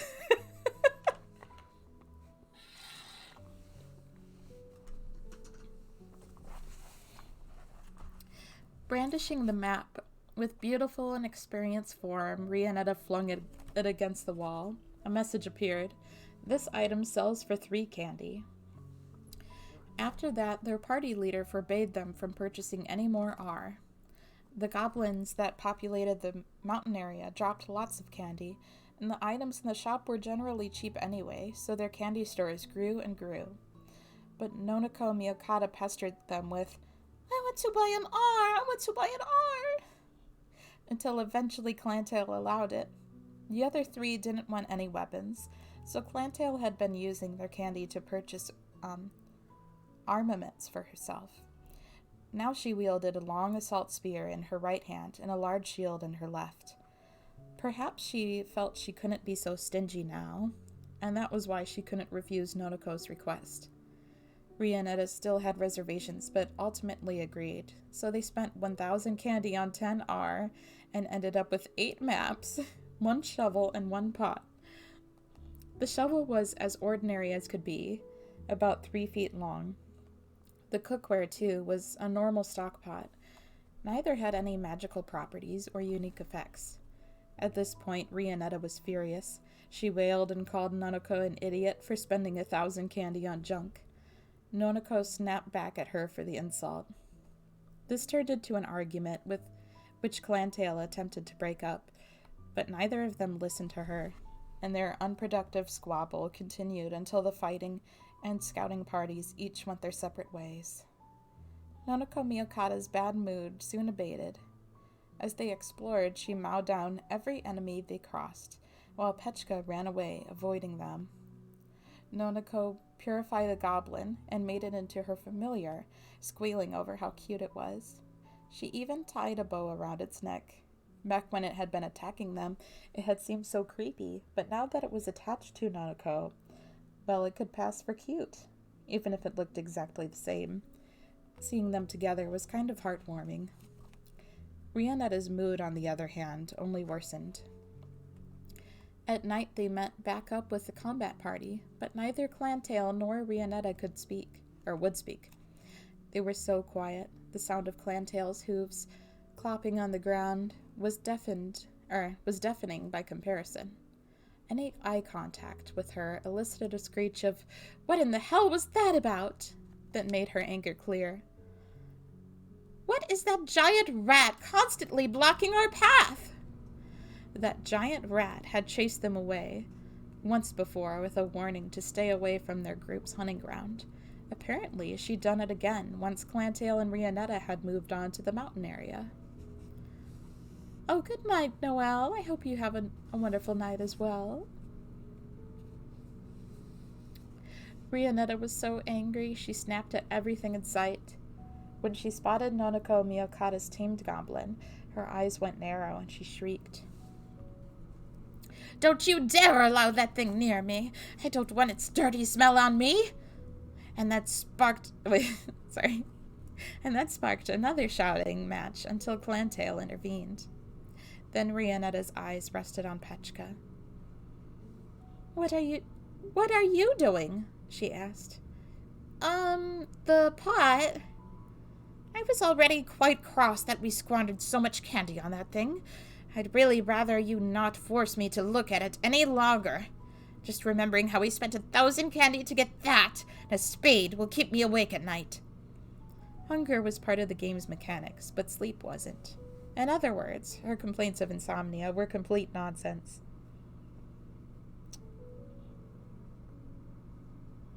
What's with that queer pose anyway? And why are you sticking your hands in the pot? Huh? Rionetta's nose twitched. She sniffled. She sniffed and looked at the pot. A stiff smile spread across Petchka's face as she timidly fumbled to explain. My magic, it's, as I explained before, I can make nice meals. So since we have a pot now, maybe we wouldn't have to rely on rations. And I'm not using my candy. I can make food without any ingredients at all. So, well, I think it should taste better than the rations. Well, aren't you confident in yourself? Said Rionetta. Not really. We don't have any utensils, so I'm sorry, but you'll have to make do with leaves. Leaves? What a wonderfully rustic utensil. If you're going to complain about it, you don't have to eat it, je crois. Nonoko Miyokata laughed, and her goblin chuckled and hopped about. Rionetta clicked her tongue, thoroughly irked, and plopped down on a nearby rock, where she purposefully kicked it up dirt. If Petchka put her mind to it, she could make the fanciest dish in the world. But if she were to serve a fancy dish outdoors on big leaves, she'd just be inviting a pile of complaints. It's too hard to dish out. It's too hard to eat, they'd say. So instead, she had come up with a simple, easy-to-eat meal that would place emphasis on the good taste of fresh food. Rice balls? After all that prating, you give us rice balls? Rionetta insulted Petchka's cooking on sight. Why should I eat this peasant food? I'd rather eat rations, she spat. Then she took a bite. Her brows came together. Clantail and Nanako watched her with some suspicion. Ignoring their gaze, Rionetta took a second bite, then a third. She devoured the whole thing. Then she grabbed another without comment and chowed down on it. Cautiously, Nanako took a bite of rice ball. Oh, she voiced her surprise quietly. Then she began devouring the food, just like Rionetta. The goblin, seeing its master so excited, gobbled one down too. Clantail was the only one who ate with even an ounce of poise, but her tail was wagging from side to side. For now, everyone seemed to be enjoying the food. Petchka breathed a sigh of relief and began eating a rice ball. She'd done the same thing once, long ago. She couldn't remember very well, but she was sure something like this had happened before. Petchka had cooked a meal with her magic in an attempt to get a group of people to get along. But it couldn't have been that long ago. It had happened once she'd become a magical girl, so there should be no reason she wouldn't remember. Why couldn't she recall it? Rionetta, Nonoko, and Clantail were all focused on stuffing their cheeks with rice balls. Only moments ago, they'd been so angry at being body blocked out of a hunting ground, but now they were entirely focused on eating. Her magic, which Petchka had only ever considered secondary to her looks, had allowed her to approach Ninomiya and had even cheered up her party members. Maybe cooking is worth something, she thought. Noko. 4th year, Class 2, at Manabegawa Elementary, Number 3, was a good class. Good class, in quotes. On sports day, and during cultural festivals, the whole class worked together as a group. But when people screwed up during these events, they were never scorned or belittled. If they did well, the whole class shared in the joy. Even if they didn't, they were still all able to smile about it. The class didn't have any of the common social problems, like conflict between the boys and the girls, bullying of the weak, or nasty rumors going around. Their teacher was Mr. Noguchi, who had taught 6th grade up until the previous year. He was famously short-tempered, quick to yell at the students, and he had been nicknamed the Square Tea Kettle for the shape of his face.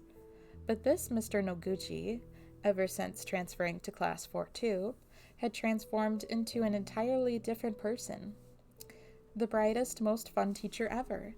He'd never yelled at a single child all year. Why was Class 4-2 such a pleasant place? Only Noriko Nonohara knew the answer. If someone was upset, she would crank up their joy. If someone was sad, she would turn down their emotional fragility. Anger, jealousy, nastiness, everything unnecessary for a good class. She suppressed, manipulating the students to create a fun and bright class. By using her magical ability to transmit her emotions to those around her, the magical girl Noko could unify her class from the shadows.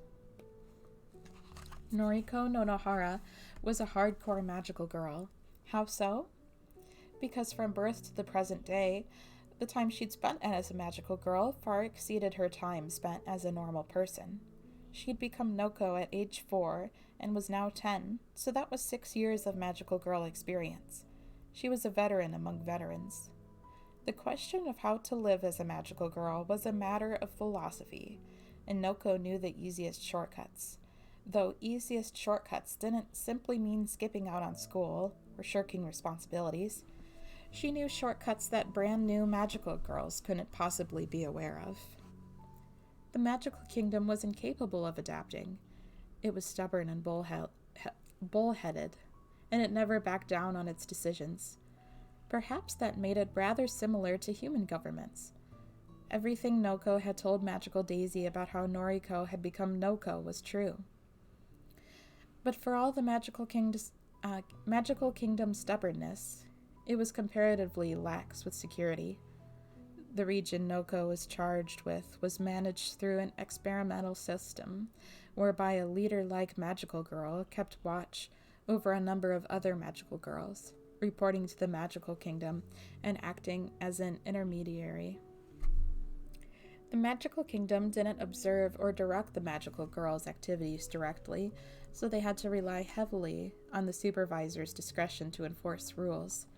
If she was lazy, stupid, unruly, selfish, an anomaly, or didn't care about obeying the rules, then she would be unlikely to report others for their lack of diligence. The leader of Noko's group was the type not to report them no matter what they did. So Noko was never admonished for using her abilities to improve her own life instead of helping others. Maintaining a low profile, she used her magic to solve problems on the sly. After school, she would visit her mother in the hospital and help ease her depression. Then she would go home and spend all her time doing chores. Noko's magic didn't allow her to control others' emotions at will. She could only transmit her own emotions to them. If she wanted to make someone excited, she needed to focus hard on something she had once found exciting, and then remember, until her magic finally worked. As a result, she became an expert in fooling herself by the young age of 10. Since her mother was in the hospital, Noriko was in charge of housework. This was exhausting. She had no time to go out and use her magic to make the world a better place. Her hands were already full taking care of herself. But even so, she managed, at least so far. 6 months earlier, Noko's superior, the leader magical girl, had been permanently expelled. Some unforgivable acts she committed had come to light. The Magical Kingdom had immediately dispatched a replacement, not wanting to believe that a magical girl, the symbol of hopes and dreams, could be a rotten apple. After that, the new girl served her role as leader with great enthusiasm. But the fact that she was picking up after someone who had been dismissed due to scandal meant that she was overly serious and inflexible, like a manifestation of the Magical Kingdom itself. So on top of everything else, Noriko found herself required to complete her magical girl duty of helping others. There was a real possibility that her stuck up her butt leader delivering a report. She only ever thinks of herself. She isn't actually doing her job. At worst, it might even lead her to losing her status as a magical girl.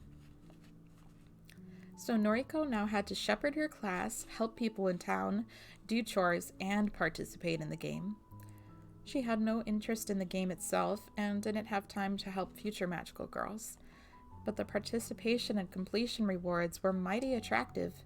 If she could get her hands on 10 million yen, a sum she'd never even seen before, then she'd put in some effort to complete the virtual tasks. Noriko looked at her bank account again. For more than 6 months, it hadn't seen a single deposit. Now there was 100,000 yen sitting in it. And if she could open up a new area, that was another 1,000,000 yen. Genocyco's helmet bubbled up to the lava surface. Then her visor, neck, and hands appeared, and a small key was in her grasp. Meow Meow, who had been holding her breath next to Noko, let out a big sigh of relief. "Found it," announced Genocyco. 1 second.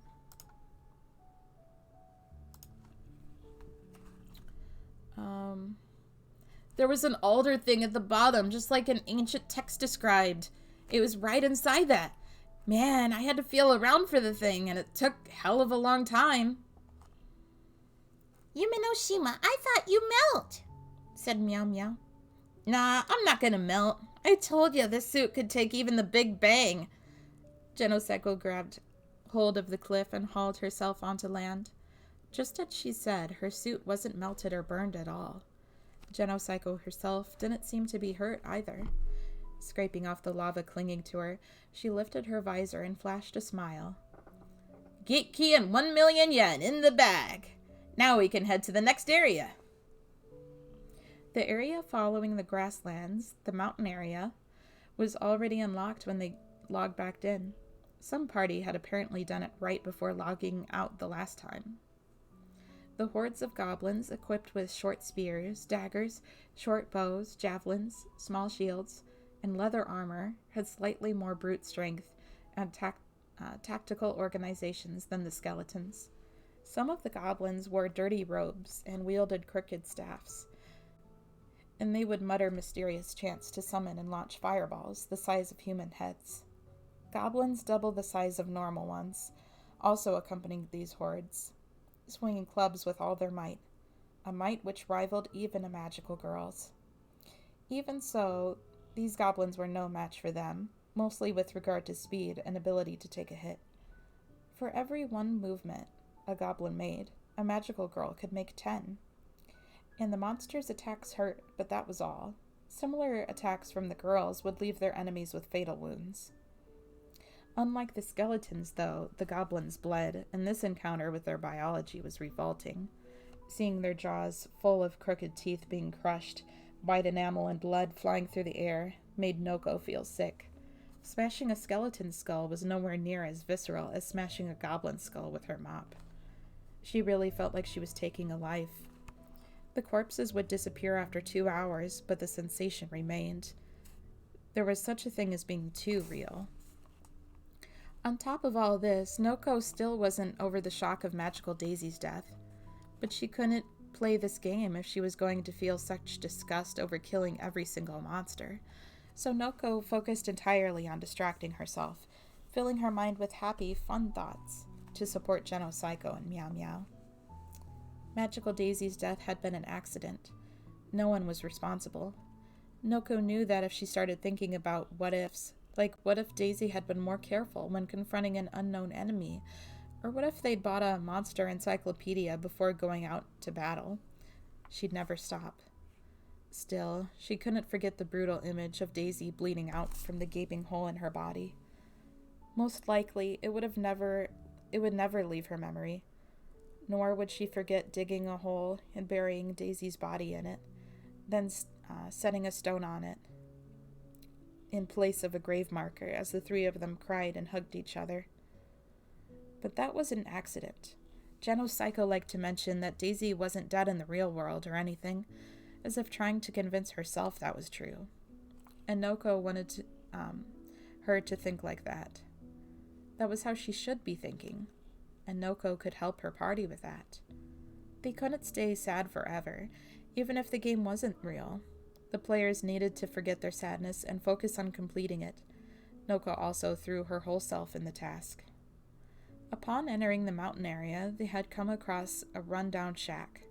Inside it, they discovered a book labeled Ancient Text. the title was no lie. From annotations to postscript, it was all written in a mysterious language. So they purchased the app translator buddy in the mountain shop and deciphered the document. They had to obtain the staff of the mountain people and use that to perform their community's ritual in their temple, granting them with the mark of the mountain people. With it, they would proceed to the lake of lava and perform their folk dance, causing the altar to appear. The altar, sorry. I love performing the folk dance to cause a new altar to appear. Within it lay the key of the mountain people, which would let them access the next area. Also, as an addendum, they would learn the dance by placing the hookah of the mountain people upon the scales in the village, which would then unlock the instructions in their phones. The hookah itself would be assembled from 3 pieces, each of which could only be found by discovering the corresponding clues to their locations. Once they were done reading about that long, tedious process, Genopsycho's right arm shot into the air. "If it's just lava, that's easy," she announced, and dropping her helmet's visor and sweeping aside nervous hands from Noko and Meow Meow, she dove into the lake of lava. She took her time reaching the bottom and grabbed the key. Man, Genopsycho, you're practically cheating," Genopsycho praised herself. "God level skills? Man, seriously, God level.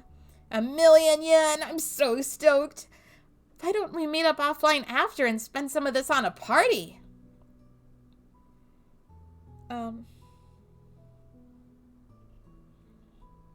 "Oh, a party sounds nice.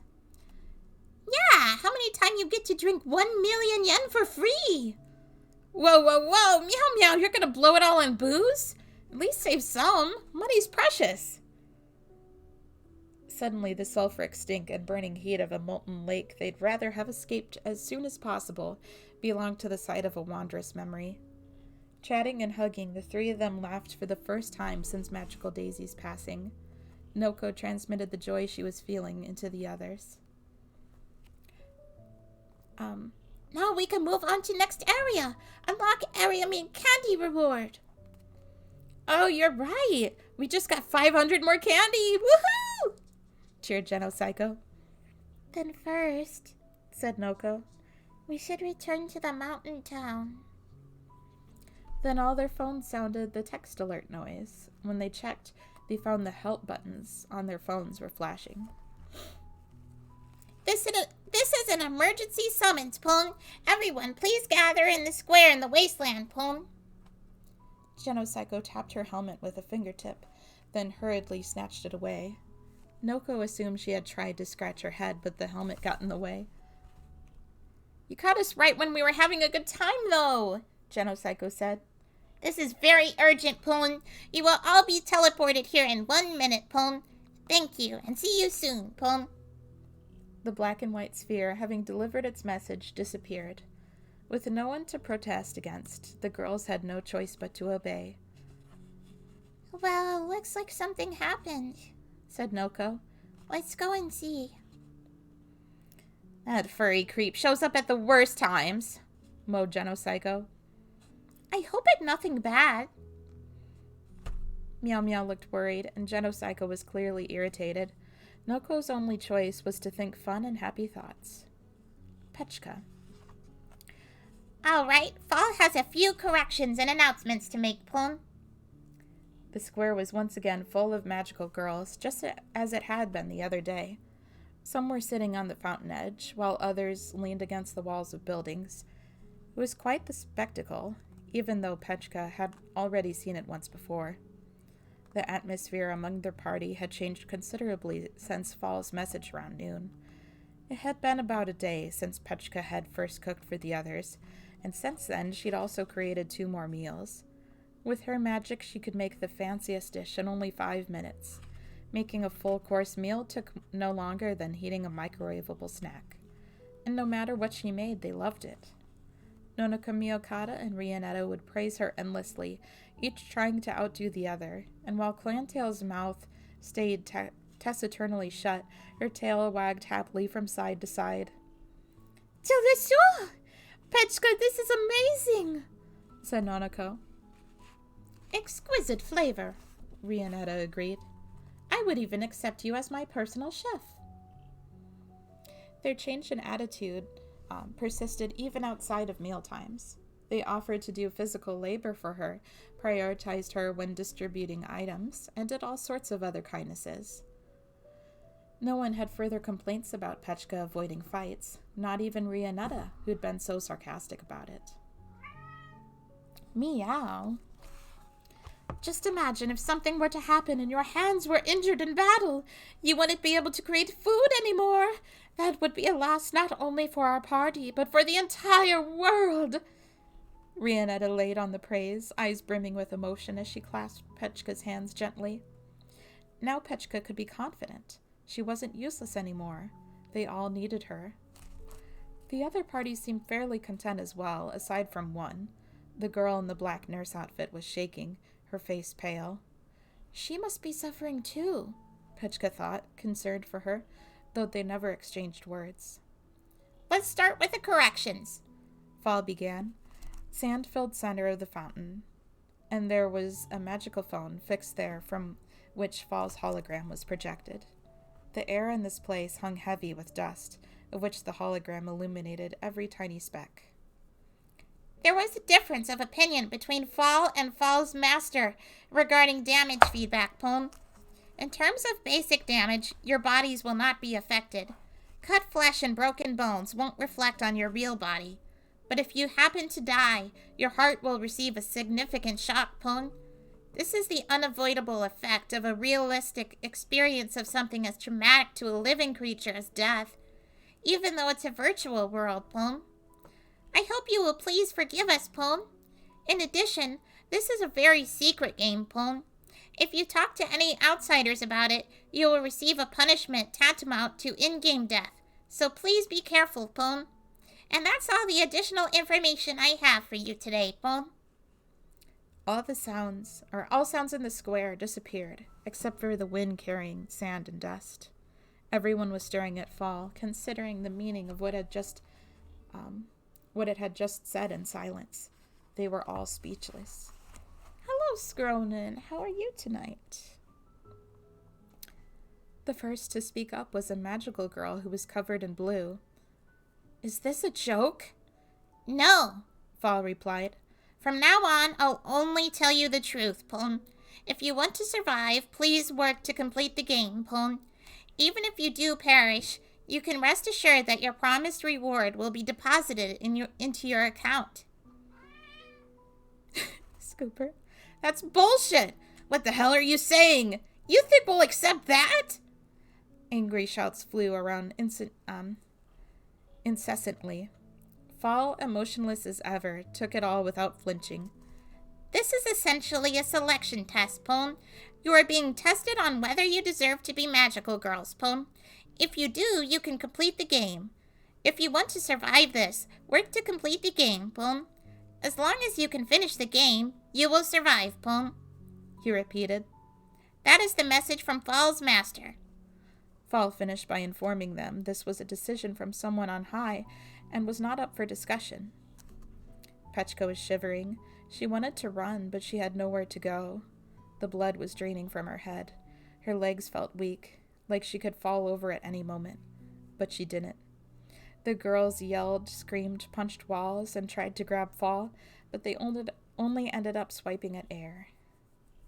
Static noises filled the hologram, but they couldn't touch the mascot. I have a few questions, if I may. That was the girl in the wheelchair, Flea. She was as calm as Petchka, remembering her being during their last meeting. She was as calm as Petchka remembered her being during the last meeting. Sorry about that. Back in the Grasslands town. Her steady voice carried through the chaos, silencing the yelling and screaming. Everyone looked at her. Flea addressed Fall. About how you said we'd receive a significant shock to our hearts. Is it possible to survive this?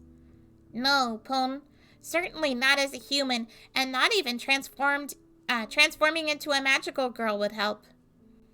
What would happen if there was an attempt to, resuscitate? It wouldn't work, Poon. You could have at least left us one way out. Well then, if you know the reason our phones are malfunctioning, I'd like to hear it. You're the ones preventing us from contacting the magical kingdom, aren't you? A murmur ran through the crowd. It was true. They hadn't been able to contact the magical kingdom. Petchka had tried to contact them concerning the game, but no matter how many messages she sent, they had all bounced back. She should have found it strange, but she just figured this sort of thing happens sometimes. It couldn't have been solely because her head was full of thoughts of Ninamiya. Fall blinked. You're not allowed to tell anyone about this game, so I think it's actually a good thing that you can't contact the magical kingdom, Poon. A good thing, huh? Flea murmured. Then she spread her arms wide and spoke loudly. Maintaining the projection, pitch, and beauty of her voice, she sermonized in a resounding tone that dispelled all the clamoring in the square. It seems our overlords want us to continue this game whether we like it or not. As we can see from their ability to teleport us at will, they have the power to do anything they want with us. We're not gonna give in to someone like that! The girl in the hamster suit yelled loudly, interrupting Flea. Flea glanced over at her. We're in this situation precisely because giving in is all we can do. Then she added, let's continue the game. There were many protests to this. So we just have to accept our enemy's plan? Just bow down? There's no point in playing this game. Shouldn't we be trying to defeat this new enemy? Flea nodded at each objection, but remained steadfast. I know you all probably hate the idea of playing a game you don't understand and doing whatever this master wants you to do while being completely cut off from the magical kingdom. But the fact that this individual can force a bunch of magical girls to play along means they're easily capable of much more. We may want to defeat this enemy, but as long as we are in the palm of their hand, it shouldn't be our goal. For now, let's just do as we're told, or what we're told. But even if we do complete the game, there's no guarantee we'll be released, is there? That was Rionetta. Naturally, she was angry. It sounds crazy, I'm aware, but we have no choice but to trust this master. I received a reward deposited into my account the other day. I'm sure others among you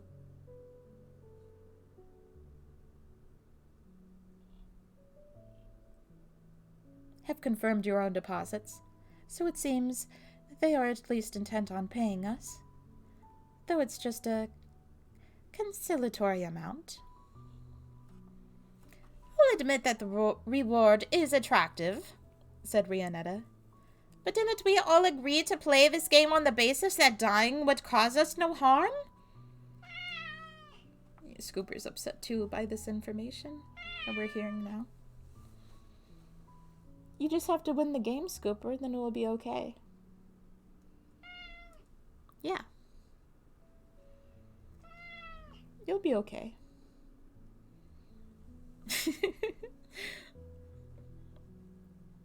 Regarding that, Fall interjected, drawing all eyes. Everyone was glaring daggers at the mascot. There will be no lies or trickery from here on out, Poon. Fall's words are the master's words. It's all true, Poon. And I'm asking you how we can be sure of that, said Rionetta. Fall can only tell you to please have faith, Poon. They don't need proof. If they tell us to do something, we have no choice but to obey. We're birds in a cage.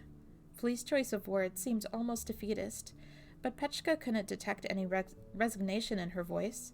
Her expression was so alive, it was eerie. May I ask something as well? Another girl stood up, raising her right hand. She was wearing a deerstalker cap along with a cape and coat, like a private eye. I'm Detect Bell. I may not look like it, but I'm actually a detective. She clearly did look the part, so perhaps that was a joke meant to try to ease the tension. Maybe. But no one was laughing, and no one attempted to point out the discrepancy. Detective Bell continued. The other day, immediately after being released from the game, I spent some time investigating the whereabouts of a certain individual. Their situation is extremely pertinent to what's going on here.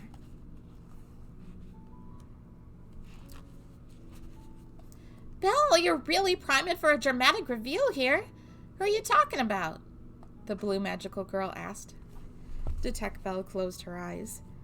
I'm talking about Magical Daisy. I've been investigating her in the real world.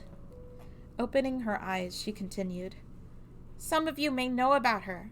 Her past exploits as a magical girl were the basis for a TV anime.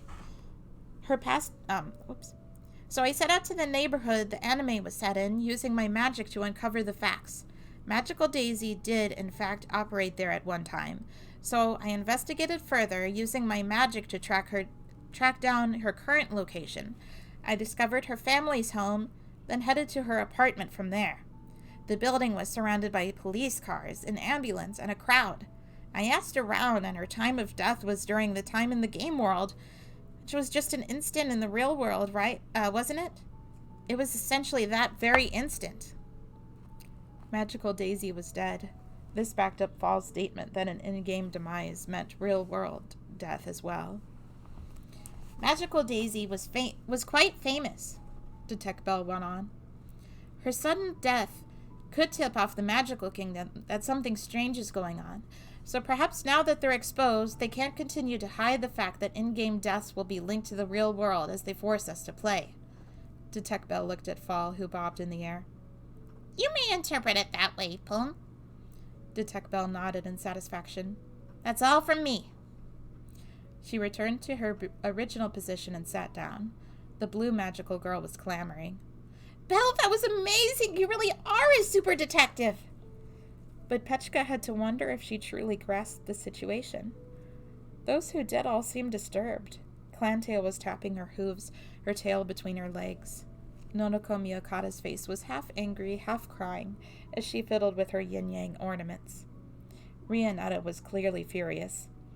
Oh, for crying out loud! Just what have we gotten into?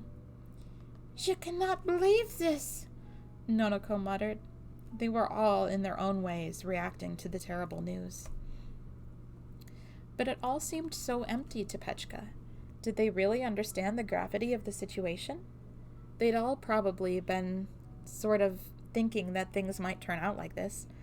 Every word of their mouths sounded to her like lines read from a script. It seemed like she'd heard it all before. My Detective Bell said it too, said Nanako. Magical Daisy has clearly died in the real world. She could be a spy sent by the Master simply to support Fall's story, Rianetta suggested. Nice. It just doesn't seem like... I'm trying to tell you that we can't trust anyone. May I add one more thing? It was Flea again. She changed places with Detective Bell and was sitting alone next to the mermaid statue. This may not be something I should really be saying at a time like this, but if we don't take care of this now, it could get much worse. Her eyes met Petchka's, and for some reason she smiled. Petchka jerked her gaze away. What must be going on in her head right now for her to manage a smile? I propose we work together, Flea announced, her voice loud and clear. All eyes gathered on her. She continued, decisive. After we logged back in the few moments before our party could find one another again, someone killed one of ours, Masked Wonder. If death in reality and this realm are linked, then this means she really is dead. Her final words were like a whisper. All of her items and candy, including the items we earned from the event before we logged out last time, were stolen. I ask that the criminal name themselves. No way! No way! The blue magical girl shouted. Comrade Wonder was super strong. There's no way she'd get killed that easy. In a game full of magical girls, mere strength is no guarantee of survival, Flea stated. Unable to refute that, the blue-clad girl's face twisted, and her head drooped. Balling her fist tight, she quaked quietly.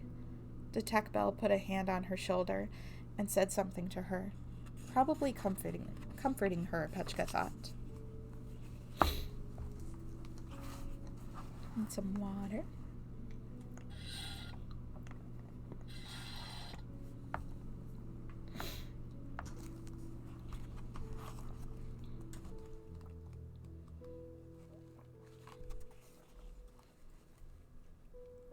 The crowd buzzed. It was only natural. Not only had Fall dropped a bomb on them, but here came another one out of nowhere amid all the chaos. So it wasn't a monster that killed her? Rianetta expressed her doubts, and Petchka sympathized entirely. Even without bringing up Magical Daisy's fate, it was natural to assume that it would be the game's enemies doing players harm. The only monsters we encountered in the wasteland were regular skeletons, said Flea. I assure you personally she was not the sort to be done in by such weaklings. Also, are there any here who were partied with Magical Daisy? A girl in a maid outfit who appeared to be about 10 years old shakily raised her hand. Flea turned to her. What happened to Magical Daisy's items and candy? Some of it we spent on the funeral. The rest, we discussed it and decided to share it. She spoke hesitantly, as if it were difficult to say. Of course, anyone would find that awkward to confess. Some people might certainly interrupt their actions in the nastiest light and interpret their actions in the nastiest light and judge them to be grave robbers. After answering, the small girl made herself even smaller and hid behind the girl in the chonksum. Did you hear that? Flea turned her right palm upward and traced an arc with her hand. Dying to the monsters doesn't make your items or candy disappear from your magical phones. But Masked Wonder's phone was devoid of both. Is this not the ultimate proof that they were stolen? Rianetta, Clantail, Nonoko Miyokata, and Petchka all looked at each other. They'd been teleported into the game with no say in the matter, so everyone had to have appeared at the same time. Their party had met up as soon as possible without stopping to do any side quests. Had there even been some time for someone to commit murder and steal the victim's items? Obviously, Petchka hadn't done it, and she doubted the other three would have had the time to do so either. At the very least, it seemed the murderer wasn't among their party. I asked that the murderer be honest and name themselves, Flea continued. Right after logging in, you couldn't have known that in-game deaths would be lethal in the real world. Masked Wonder died because of this game.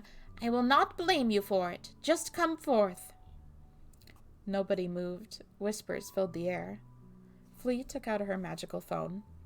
Then show me proof. The murderer will have Masked Wonder's miracle coin in their phone. More whispering. At length, Clantail sighed and stepped forward. What's the point in looking now? Are you trying to start a witch hunt? I suppose witch is not an inaccurate term for us. Clever. Clantail glared daggers at her for the crack.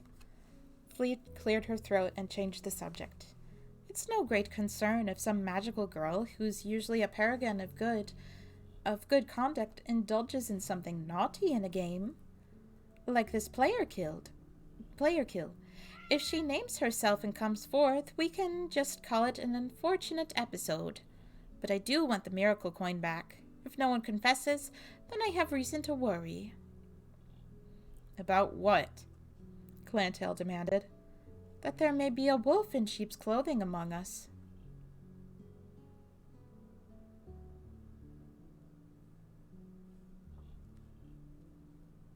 We can't rule out the possibility that one of the magical girls here is carrying out the master's will. Clantail said nothing, but Scooper said something. Flea took it even further. She might not even be a spy. The mastermind could be among us.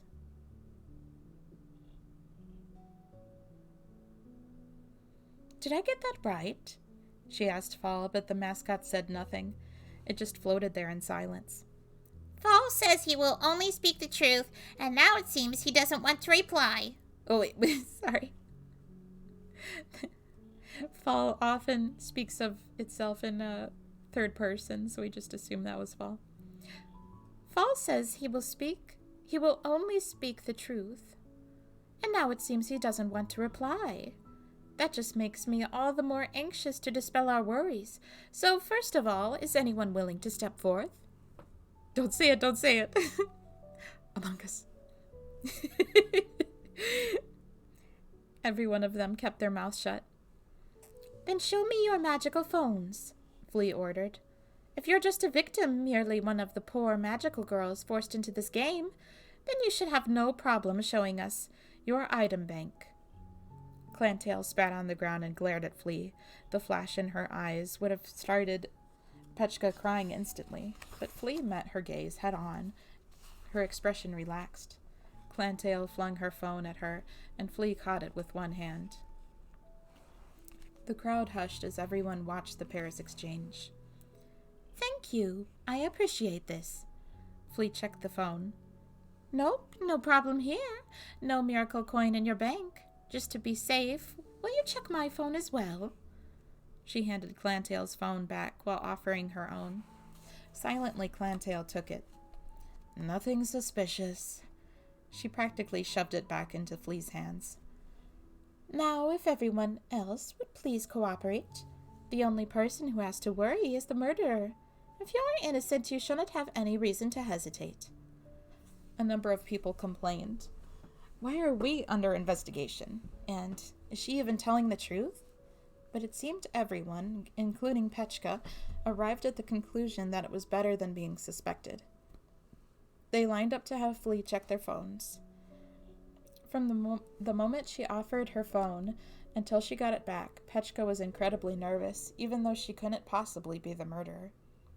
As Clantail had checked Flea's phone, she had also inspected the one belonging to Flea's companion, the nurse.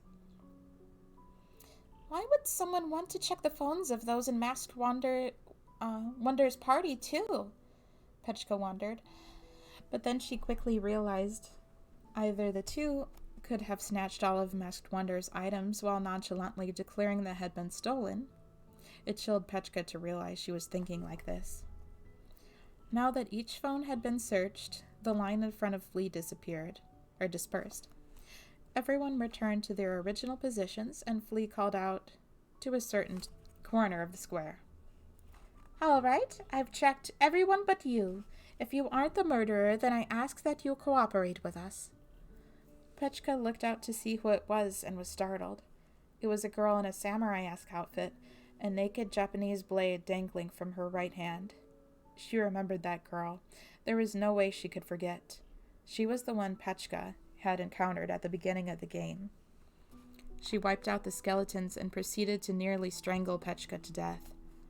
Come, Flea pressed her, but the samurai girl didn't move. She at least appeared to have heard, since her eyes were locked onto the girl in the wheelchair. The sword at her side swayed. Hurry up now, everyone's waiting. Petchka could have sworn she heard the air creaking with the pressure. She swallowed. It was possible everyone was thinking the same thing she was. They had checked every other magical phone but this one, and the stolen item hadn't been in any of them. In other words, the last person remaining had to have it, right? Flea kept her hand outstretched, but the girl refused to move. Everyone else watched with bated breath. They didn't want to stare down some possibly unstable person with a drawn blade hanging at her side. Hey, you there! To Petchka's shock, someone did step forward. She wore a helmet on her head, with little protrusions on the side that looked like cat ears. The semi-transparent visor was down, hiding her face. Her near-future style, skin-tight suit called to mind a costume from the reruns of a special effects heavy show Petchka had once seen. about transforming superheroes.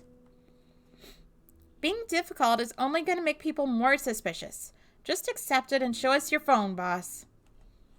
Her attitude was so confident, you wouldn't think she was addressing a questionable individual with a naked blade. The girl in the power suit reached out to place her hand on the samurai girl's shoulder, but she was swatted away. The samurai narrowed one eye, studying the other girl. Her gaze was unrelenting. "Are you the musician?" Sorry? "Are you the musician?" Oh yeah, you could say I'm a musician. I actually sometimes use Vocaloids to make songs and upload them. The Japanese sword swung through the empty air, followed by a soft slap, like the sound of a wet rag. The inside of the suited girl's visor splattered with red, and she crumpled to the ground. Someone screamed. I honestly... it's interesting reading this through. We've read it on our own, and I think we read it out loud, or a lot of it out loud to record.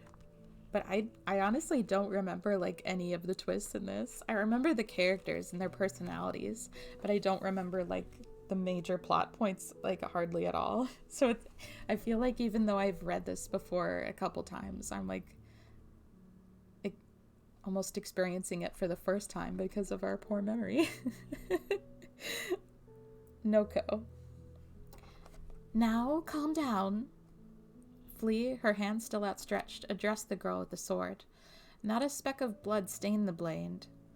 It shone like silver under the intense light of the sun. Noko was doing her best to restrain Meow Meow from running over to Genocygo.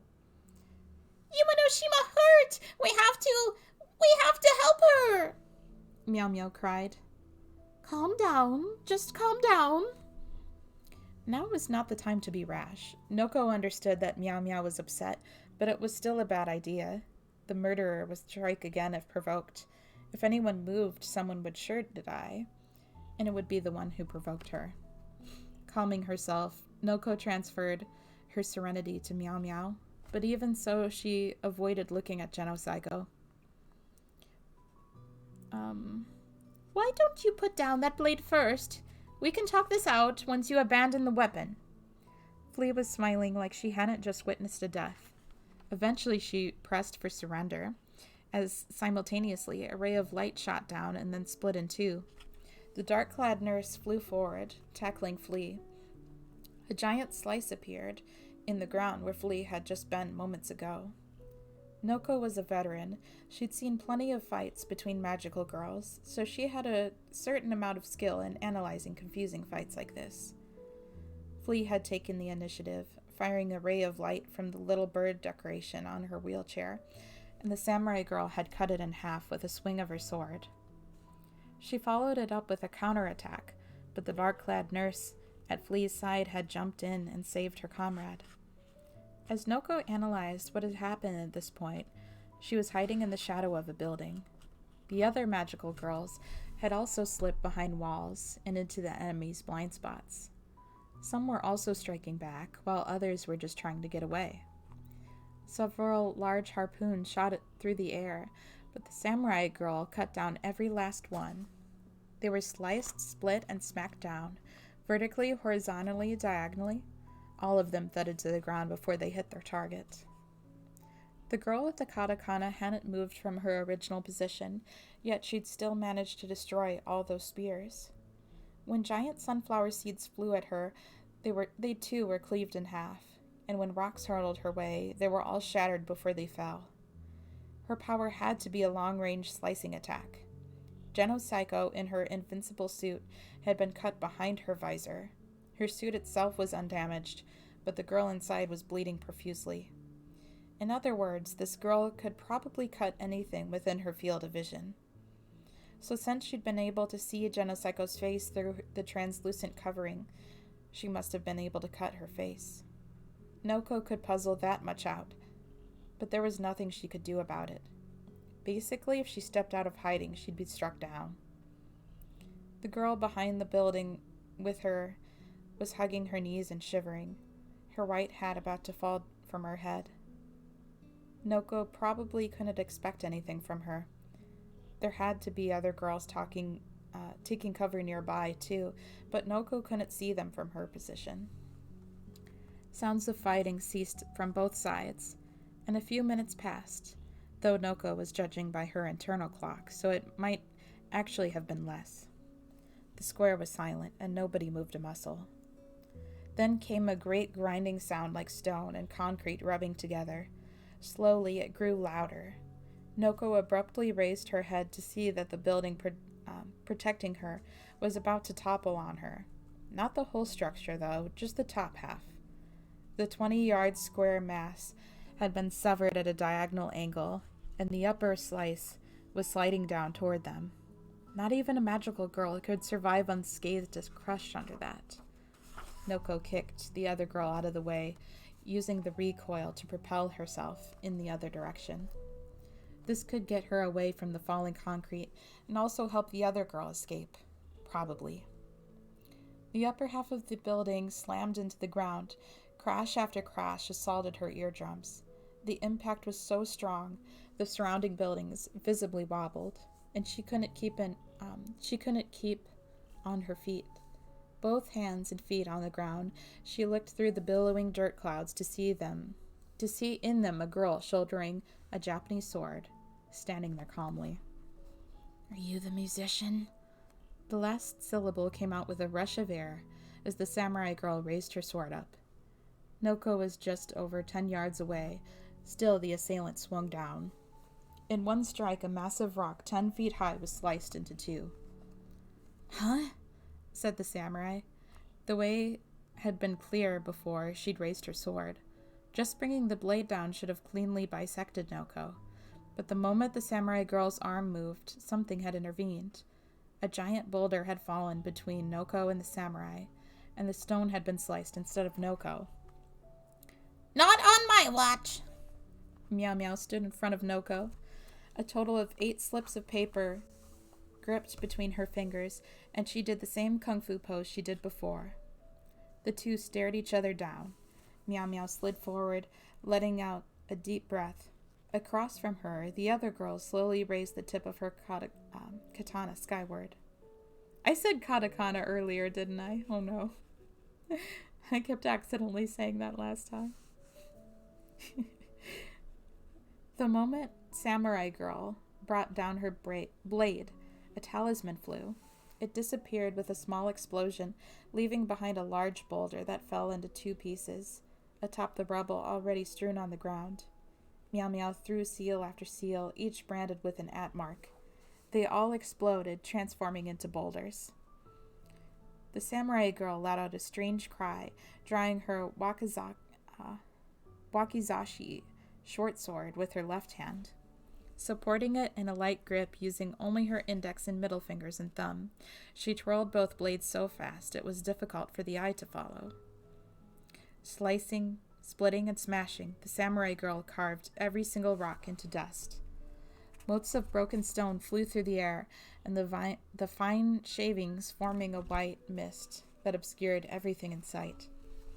A gust of wind blew, scattering the dust and revealing 2 figures facing off amid a pile of mangled lumps of rock. One was the samurai girl wielding both of her swords. The other was Noko, mop in hand. Noko was standing at the ready, but that didn't mean she stood a chance. At 10 yards away, she had no means of attacking, and the samurai girl had to know that, based on their exchange thus far. The samurai girl's cheeks warped, flashing white teeth. She was smiling. She knew Noko would go down without a fight. She was mocking her. The sudden shadow over the sun, the fact that Meow Meow was gone, none of it registered to the samurai girl. None of the details mattered. She was simply driven by her urge to cut down every enemy in sight. Her twisted smile never disappeared until the abandoned building crushed her. Noko looked up to the roof of the building that had come flying from the sky.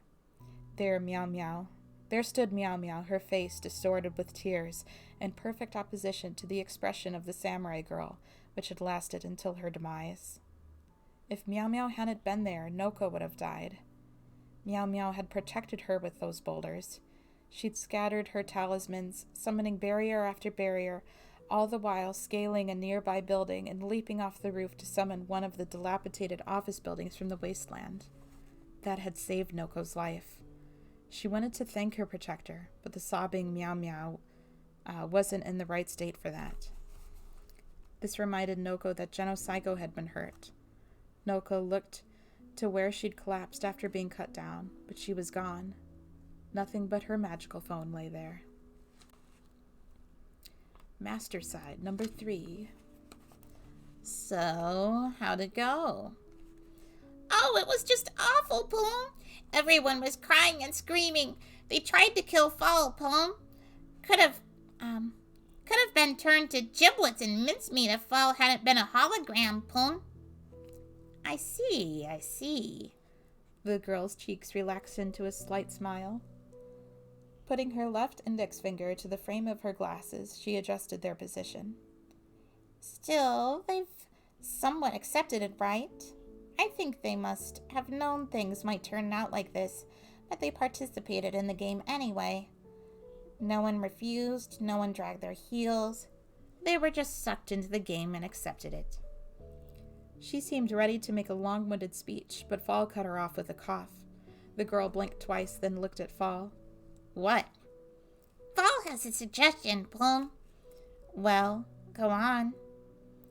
It's not too late yet, don't you think, Plum? Not too late for what? If you turn yourself in without a struggle, maybe the magical kingdom will reduce your penalty, Plum. I doubt that.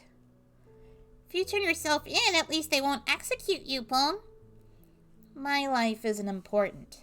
What is important is for a magical girl to live like one. The conversation paused there. Neither Fall nor the girl spoke for a moment. Fall has an idea, Plum. What kind of idea? The girl twirled her bangs around her fingertip. Her hair, while mostly short, had a bit of a cowlick, and she seemed particularly sensitive to how it stuck up. You could say Fall threatened or tricked you, Plum. Or that you didn't realize Fall was acting crazy until it was too late, Plum.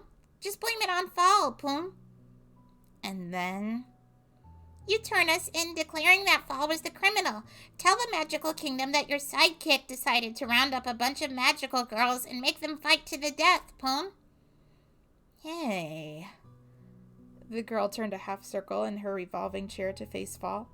The momentum caused her glasses to slip down, so she once again stuck out her left middle finger to readjust them. Do you see me as some little weakling who's trembling in fear of all she's done? A girl who simply feels she can't go back? Do I come off that boring to you?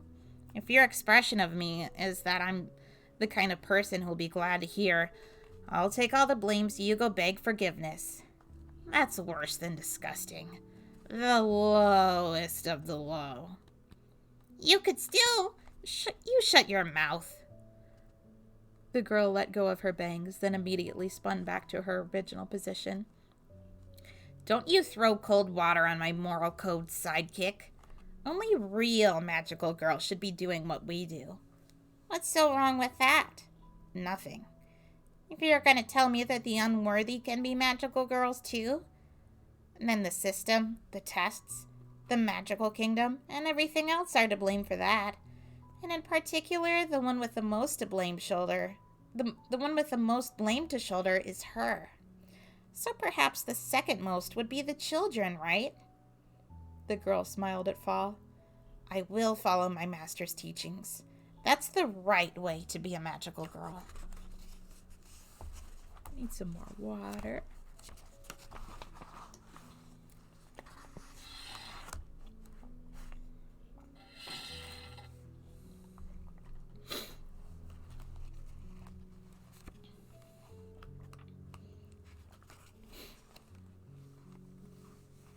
Chapter 4, Mysterious Candy. Shadowgale. Player deaths don't make items disappear, said Flea. So then what happens when a magical phone is destroyed? What about the items inside? When a magical phone is destroyed, the items inside return to their original locations, Plum. If there's an event item, the event will reactivate. Items sold in shops will be available for sale again. Boom. Is it possible to carry around an item without installing it? All items are just data and can only be materialized once installed in a magical phone. Boom. All items must be installed first. Whether you're looking to equip weapons and armor, or use pots and cooking utensils. Boom. Since Fall had announced that death in the game equaled death in real life, making it clear that this game was illegal and sanctioned by the Magical Kingdom, the mascot had been getting more hate than a tick or a cockroach. But Flea had pressed the help button anyway and was tossing questions at the mascot, as if this were the obvious course of action. But she wasn't asking questions like, "Why are you doing all this?" or "Do you resent us for some reason?" All her queries were positive in nature, those of a player looking to complete the game. Shadowgale was once again struck by what an abnormal human being she was. Though Masked Wonder had only worked with them for 3 days, she'd been their ally as they moved through the game, and her death had been brutal. To make it worse, now they knew she wasn't dead in the game alone, but Flea showed no signs at all of shock or grieving. The girls had offered a variety of opinions. Some had discussed how they might communicate what was going on to the Magical Kingdom, while others suggested that other magical girls could save them. None of this went anywhere, and ultimately, these proposals may not have been constructive. But wasn't it still better than dancing to the tune of the master who had forced them into this game? Someone had suggested that the various parties should all work together, so the 4 leaders had a discussion in the square. But Flea had ended it early and gone back to Shadowgale. Currently, Flea was speaking to Shadowgale across a desk in one of the buildings on the first floor of the mountain town. This building was larger than the other houses, and Flea could maneuver around it easily, even on her wheelchair. Also, like all the other buildings, it was empty, so no one would complain if they hung around indefinitely. That's all of my... Sorry, wrong character. That's all of my questions. Thank you, Fall. Flea even included a polite expression of gratitude as she closed the help menu on her magical phone. The window disappeared, leaving the item confirmation screen on display. There is one thing that's odd. You haven't told me how your discussion went, though, said Shadowgale. What happened? If I'm going to talk about it, there's something else that has to come first. What do you mean? Earlier, Fall had gathered everyone in the Wasteland Town Square, and there it had announced something unthinkable. Then, while all the others were restlessly worrying over what they should do, Flea had dropped another bomb. Masked Wonder had been murdered, and all her items and candy had been stolen. Flea had then asked the culprit to come forth. Just recalling the vicious manner of Masked Wonder's death made Shadowgale sick. Masked Wonder had been a weirdo and sometimes rather pushy, but she'd still been a good person, and she soft-hearted enough for Flea to hook her with bandages. Hook with her bandages trick. She'd been a righteous magical girl of justice who fought to protect the weak. There was no reason she had to die like that. Flea had told them that Masked Wonder had been mugged, meaning that whoever had the miracle coin had to be the culprit. Come on, she'd said, rushing them along. Cooperate with me and search for the culprit. Let me check all your magical phones, please.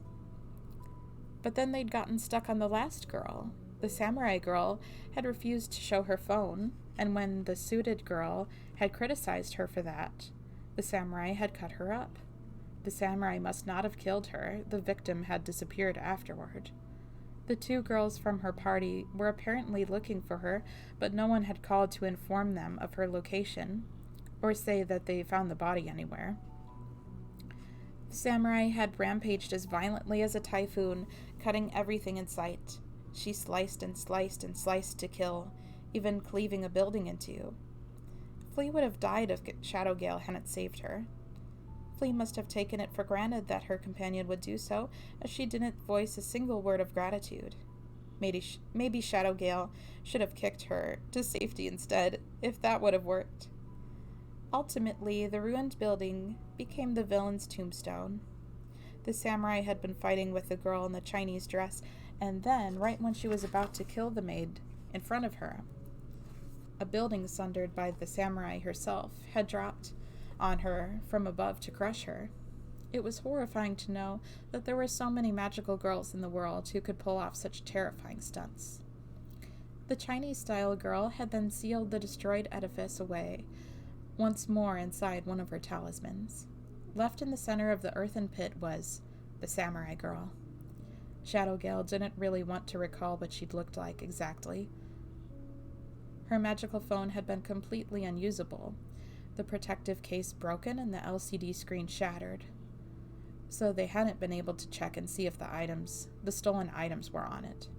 But since the samurai girl had refused to present her magical phone and had attacked so suddenly, and no one else had the miracle coin, they all just figured she must have been the culprit. So their search for the killer ended there.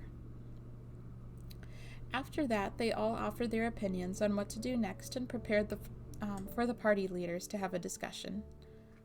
As the others occupied themselves with questions like, "We should do this," or "We should do that," Shadowgale became lost in her troubles, her mind hazy.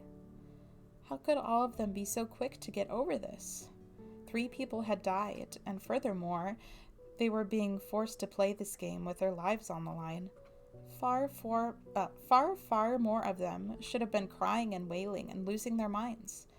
Wasn't it messed up that they were all having a composed discussion about how to best deal with the situation? All of them are trying to trick me, she thought. When Flea left the conversation early and came back, Shadowgale very empathetically tried to communicate the thoughts boiling in her head. Flea responded, "They're not all necessarily as calm as you think they are, Momori, though I am." "I know you're not bothered, miss." "But yes, now that you mention it, perhaps they're all relaxed about this. Look, do you remember that examiner from back when we became magical girls? Well, no matter. You know what she said. When you become a magical girl, you don't only become stronger physically, you become strong of mind as well. Your sense of fear diminishes." "I don't feel any less scared." "I'm talking about the kind of ideal magical girl that the magical kingdom wants. The kind of saint who won't hesitate to sacrifice herself when push comes to shove. No one with a regular mentality could do that." Flea was making sense and speaking rationally, but whether or not that would convince Shadowgale was another issue entirely.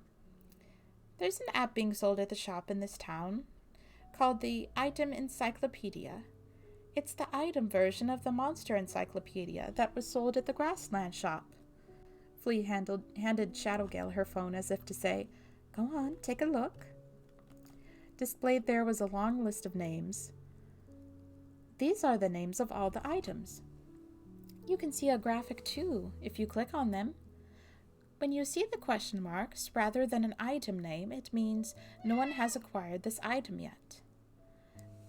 Sliding to the right, it lists how to acquire the item, how much it costs at shops, and then its use. "What are these numbers?" asked Shadowgale. She stared at some large numbers besides some smaller numbers in brackets. For example, to the side of the travel pass, the text read 10,004.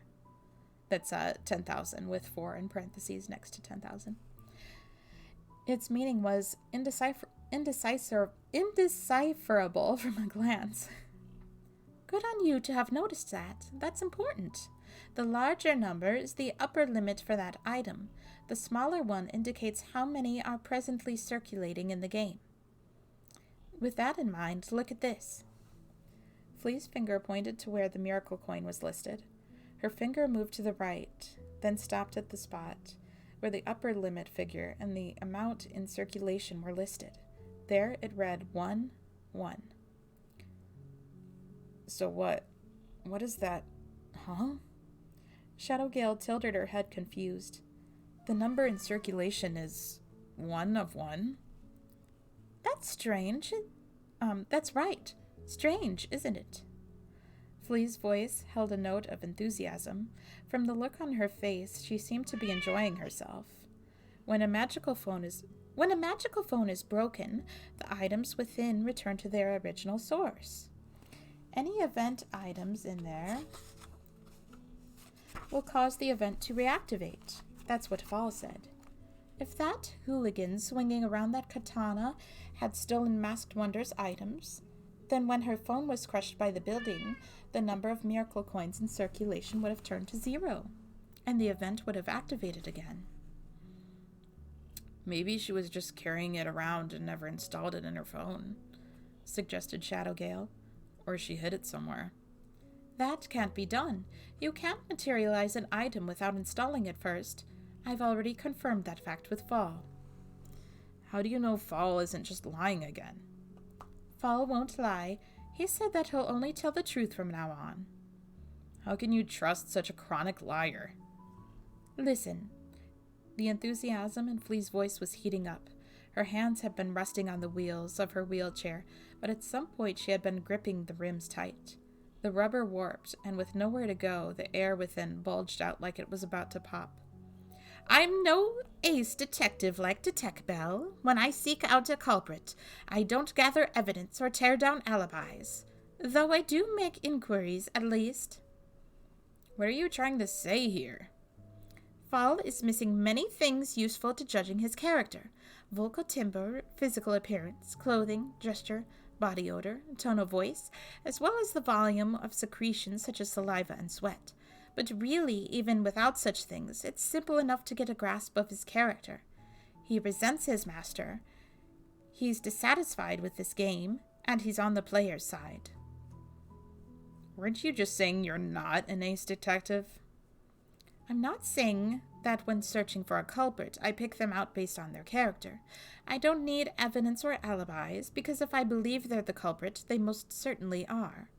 There is only one condition that needs to be fulfilled for an autocracy to surpass the rule of law, and that is to have a sovereign who never errs. I never misjudge a person. Fall wants to cooperate with the players. Flea released the wheels of her chair. Her elegant white palms were dirtied black. She extended her hands to Shadowgale, who pulled out her handkerchief to wipe them. Fall told us the truth, said Flea, and the coin is still in circulation. In other words, this has to mean that the one who killed Masked Wonder and stole her items is alive. Once her hands were clean of dirt, the ardor that had filled Flea's words suddenly cooled. She was back to normal. Genocycle Yumenoshima's disappearance is connected to this too. Someone is up to something. So does the Lady Sovereign who never errs know who that someone is?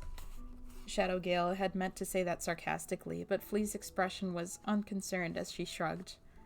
I don't know yet. And that's exactly why we should refrain from cooperating with other parties. We can't open our arms and get chummy with someone who might be the enemy now, can we? Detect Bell. I'm about 10 pages away from where I want to stop, by the way, just to let you know. Presenting the results of her investigation into Magical Daisy in front of the whole crowd had felt good. Detect Bell had really felt like an ace detective. Even though her life had been in danger then, too, she'd been terribly proud and gotten really into it. The problems came afterward, once they'd subdued the rioter swinging around the katana. The leaders' discussion reached no conclusions. It didn't even come close, and then it had ended without going anywhere. They had broken the meeting up early because Noko wanted to search for the vanished Genocycle Yumenoshima. Flea had said, "Talk to me once you have an objective," and then left, as if this had nothing to do with her. Detect Bell had attempted to win over Clantail, saying that even if it was just the two of them, they should still cooperate. But Clantail's sullen silence had made it hard for Detect Bell to figure out what was on her mind. Clantail had the lower body of a horse, so when the two faced each other, Clantail ended up looking down on Detect Bell, even when they were both sitting down. Plus, the centaur had a tremendous force of presence.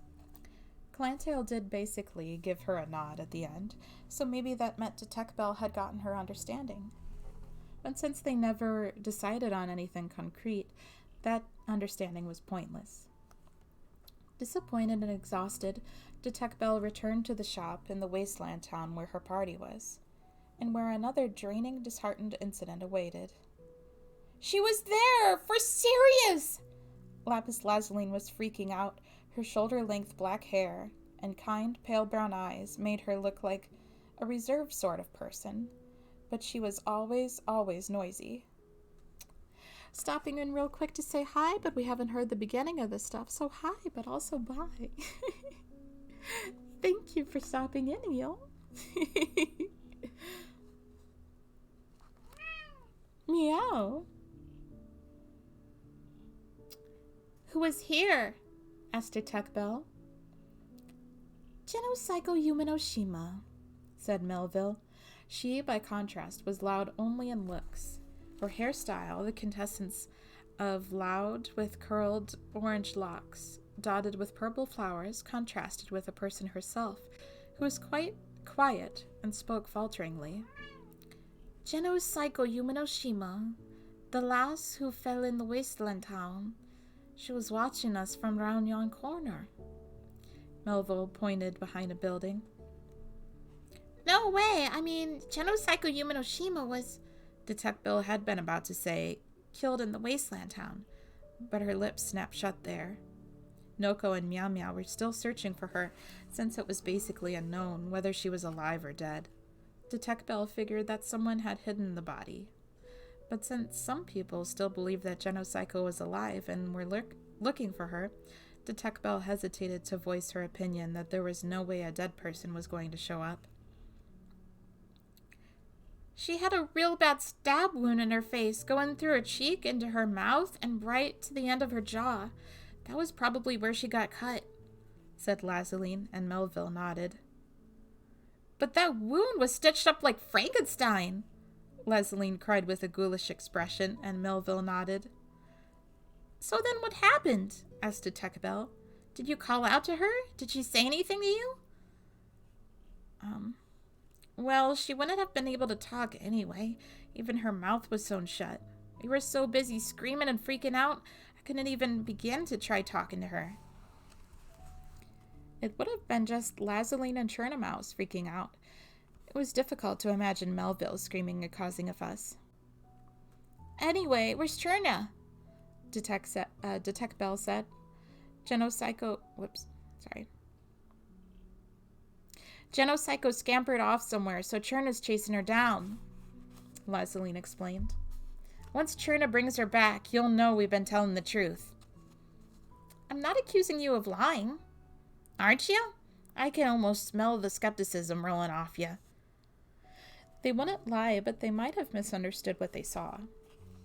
Lazaline was thoughtless, and Cherna was careless. However, Melville had been with them too, so that meant Cherna and Lazaline had not just been imagining things. So Genocycle Yumenoshima really had been there.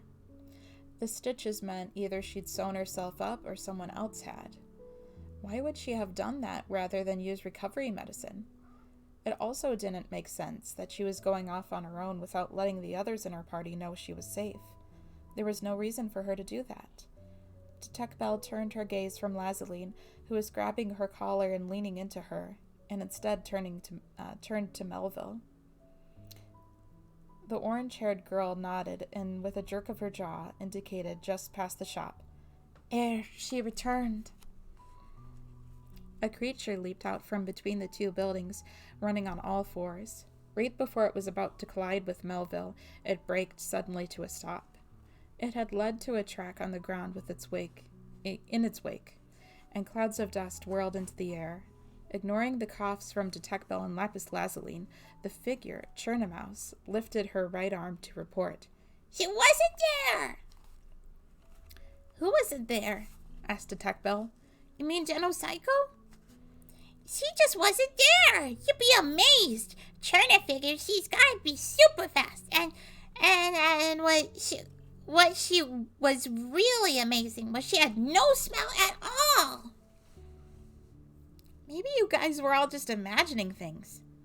We weren't! This really happened! Trina Mouse shook her sleeve and something lightly rolled out of it.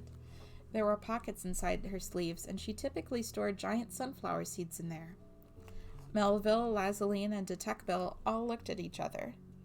And then at the thing that had fallen.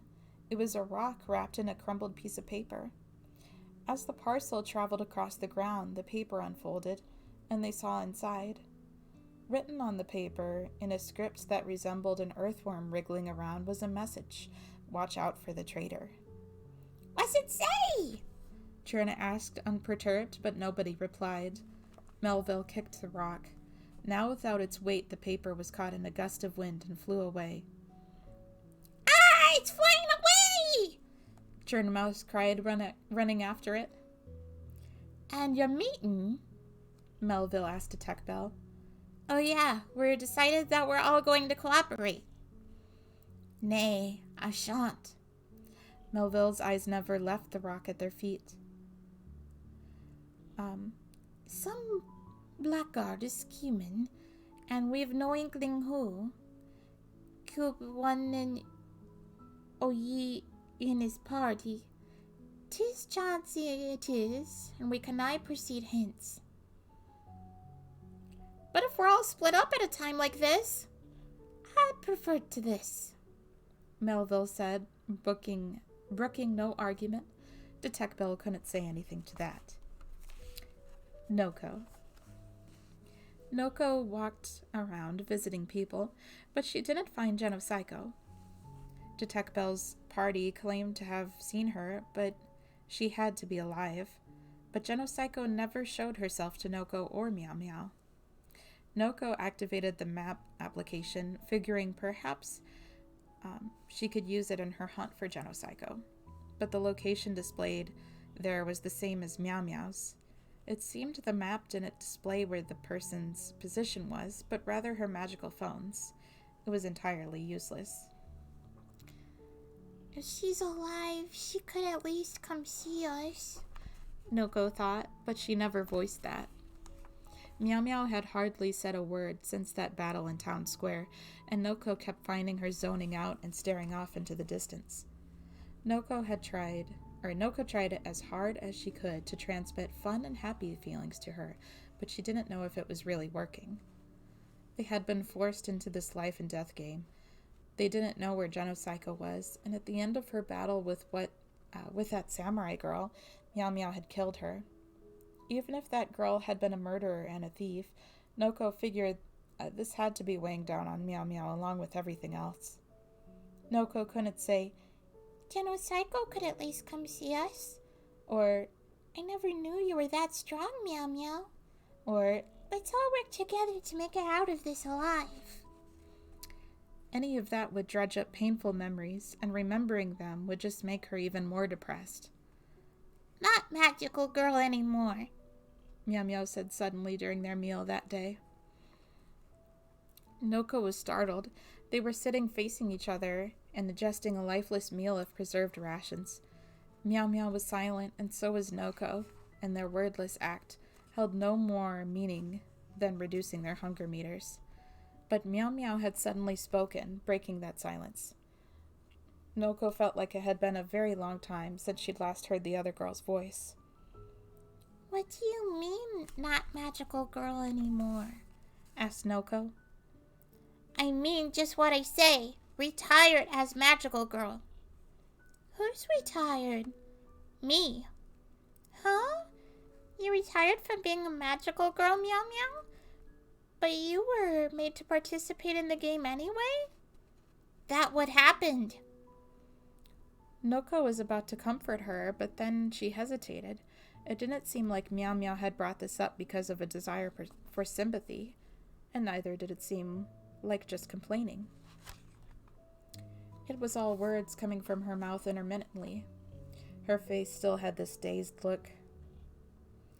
Something really bad happened, so after I stopped being magical girl. Something bad? Noko started to say and then stopped. Remembering that would only make Meow Meow upset. I don't remember it at all. It must have been bad enough for me to quit being a magical girl, but I can't remember at all what happened. With just her front teeth, Meow Meow nibbled her nutrition bar, chewing it slowly. Something awful happened.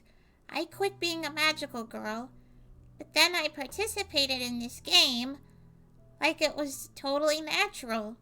I didn't think it was strange either. She seemed obsessed, possessed even. Whatever it was, she didn't seem right. She just kept on whispering and muttering. On top of that building, I was crying. Tears were falling. I was sad because I killed someone. Someone I couldn't hold back with. I know that, but... She raised her head. There were no clouds in the sky, no stars, no moon, nothing. There was only sprawling black, and Meow Meow's eyes reflected that same darkness. It was the second time? It was the second time, so I thought I could do better. There was motion in the thicket, the sound of leaves against leaves. Noko moved to get up, but Meow Meow restrained her with a hand. Who there? She asked. There was focus in her eyes and awareness in her voice. The fact that Meow Meow was acting normal again was more surprising to Noko than the fact that someone was there. It's me, the magical girl in the wheelchair and the nurse girl pushing it. Noko was pretty sure the one in the wheelchair was Flea. She'd been in a party with Masked Wonder, the murdered girl. The nurse in black was... what was her name again? She was the one who attended Flea and had leaped in from the side to save her life when she'd nearly been killed. Noko couldn't remember her name. I would hope you remember. I'm Flea, and this is Shadowgale. Right, Flea and Shadowgale. I've come because I have a request, said Flea. Would you lend us your ears? I thought we already talked about cooperating with other party, said Meow Meow. If your request help us survive this, we have to listen. Noko looked over at Meow Meow. There was strength and determination in her eyes. She was thankful that Meow Meow had pulled it together, but such a sudden, inexplicable change made Noko anxious. It seems that Tech Bell's team still continues to claim ownership over their territory, said Flea. I'm told that those who approach their hunting grounds are threatened by a 100-foot Churnamouse. Magical candy was a necessity for everything here, so of course you had to gather a lot if you were aiming to complete the game. But stealing from one another would only drive them all farther from completion. The players' solidarity was falling apart. And who would benefit from that? That had to be... What they thinking? Oh wait, sorry. This is Meow Meow. What they thinking? There's no time to be fighting each other. Trying to pick him up and he walks away. Buddy. Noko could hear Meow Meow's teeth grinding. We stop them. Having priority on hunting ground don't matter for just finishing game. Yes, indeed, Flea replied. But I doubt that lot will listen if you try to use words to stop them. But I don't want us kill each other over it. We won't be doing that. I wouldn't want that either. That's exactly why we need your help.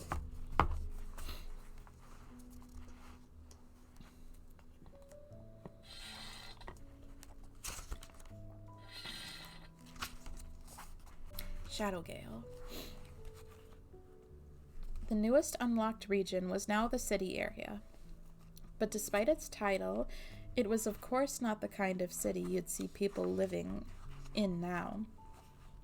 It was more of a cyberpunk-style sci-fi area. The aesthetic consisted of jumbled-up cables and wires, and the level design was even more of a mess. It was smaller than the wasteland, the grasslands, and the mountain area had been. But it was like a maze that took some time getting used to. The shop sold both armor and weapons. They were higher level than the equipment sold at previous shops too, at +5 power. Shadowgale bought a +5 weapon and installed it. When she summoned it, she got a wrench and gave it a test swing. It felt incredibly right. These weapons were clearly made with the players in mind. The feeling of the tool rolling in her hand lingered. The monsters that appeared in this area were robot soldiers that called to mind the androids fought in robot anime. According to the encyclopedia, there were 4 types: attacker, defender, gunner, and general. They attacked with lightning strikes, mini missiles, body blows, etc. And they were quite a bit stronger than the goblins and skeletons had been. They were formidable, so they dropped more candy and what's more, rare items at a rate of about 1 in 100. The shop would buy these arm parts, leg parts, body parts, head parts, etc. at a high price. These items were just vendor trash with no gameplay purpose, for any player other than Shadowgale, that is. Shadowgale's magical ability was modification. Using her wrench and scissors, she could bang away at things to improve them. She'd always use her magic for tasks that were simple but nonetheless made people happy, like improving TV picture quality, upping the gas mileage of a car, or increasing disk storage on a computer. Right now, Shadowgale's hands were whipping out, using parts of every type to modify Flea's wheelchair. They'd requested other parties gather the materials. When they had declared they would duel with Churnamouse, the others had all gladly cooperated. Shadowgale understood quite well just how much everyone hated that party. Flea had also asked Meow Meow to deliver the things they needed as well to help gather them. All this intensive modification had made the wheelchair dramatically less mobile and decreased how long it would work, so it helped a lot to be moving around less. They accumulated more and more parts. No matter how Shadowgale used them up, they never disappeared. She could see no end to the grind. Flea was using her magical phone. She seemed to be reading something. Shadowgale began.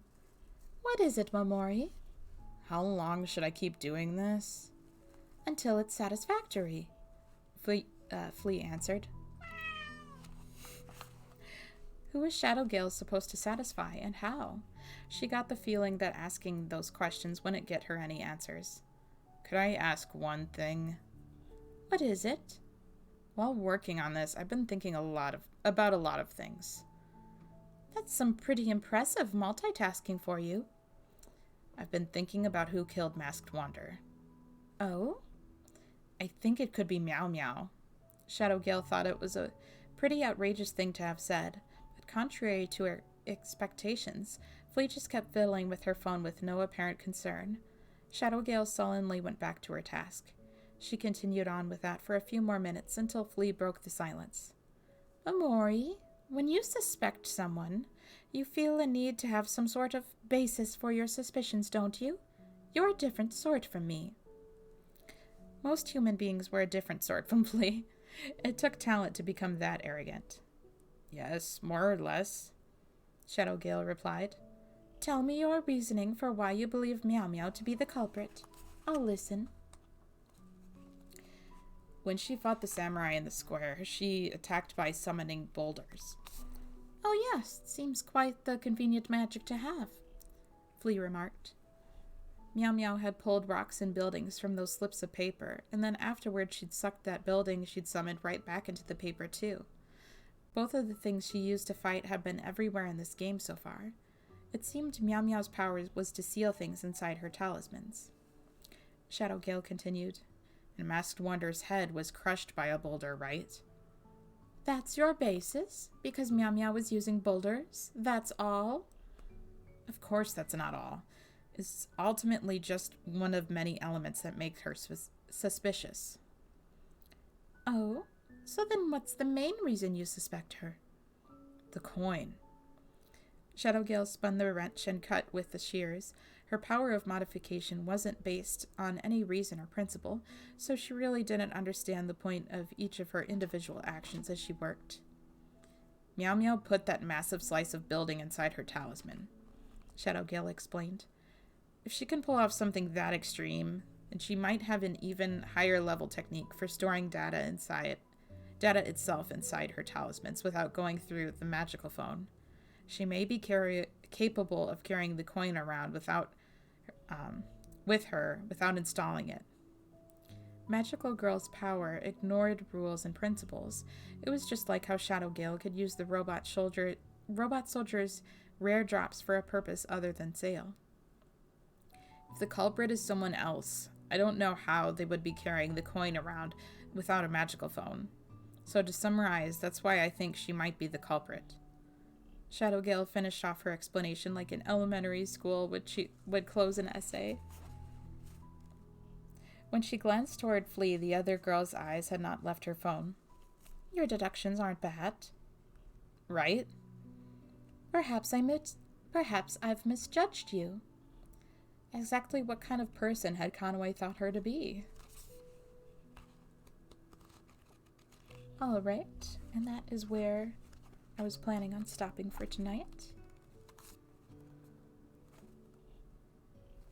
Our next reading of Magical Girl Racing Project should be in about 3 weeks from now, because we like to do them about every third week. And next time will be the last of this book, but it won't be the last of this arc, this story with this group of girls, because this arc is in 2 books. I love the voices. Oh, thank you so much. I thought you left a while ago, but also, hello. Thank you so much. We each kind of assign like a little cast, so it's not just me reading, although I do most of the reading as the narrator, of course. It's been a lot of fun. I look forward to next time. But your voice is soothing. Oh, thank you. That's so sweet of you to say. Comments like that are part of why I love doing these streams. My next stream will be more Wander Song. That will probably be another Saturday stream, because we are closing next Sunday as well. So we won't be able to stream on Sunday. Both this Sunday and the coming Sunday. And we'll post our schedule tomorrow, but I can go over it really quick. Monday night, Q is going to do Splatoon for real this time. We have a Wii U remote that came in the mail, like a classic style controller, I guess you would call it. I don't remember if it's called a classic or a pro. And then, let's see, Tuesday night we're not closing. I mean, we are closing, so we won't be streaming Tuesday night. Wednesday night, Magma was going to do Five Nights at Freddy's 4 that night, and some Team and Turf after that. Thursday night, Snuggle was going to do another coloring stream of our calendar, and possibly also coloring Boopsie, our newest little. Friday night, Chalky is... We're going to verify that we can do this before we make our schedule, but Chalky was going to hopefully be able to play Space Channel 5 with the Pop and Music controller. Probably, if it doesn't work, she would still play Space Channel 5 with a regular controller, but I hope the Pop and Music idea works out. That sounds like fun. And also, probably finishing Bust a Groove after that. Boopsie, I love that so much. And then Saturday night, of course, like I said, will be my Wonder Song stream. I think I will raid Rain Blue, who's playing... What does that say? Oh, sorry about that. Tomorrow won't come for those without... blank? I've never seen a game category. Oh, interesting. That's such a strange symbol at the end of this game title. Interesting. But yes, I will rate Rain.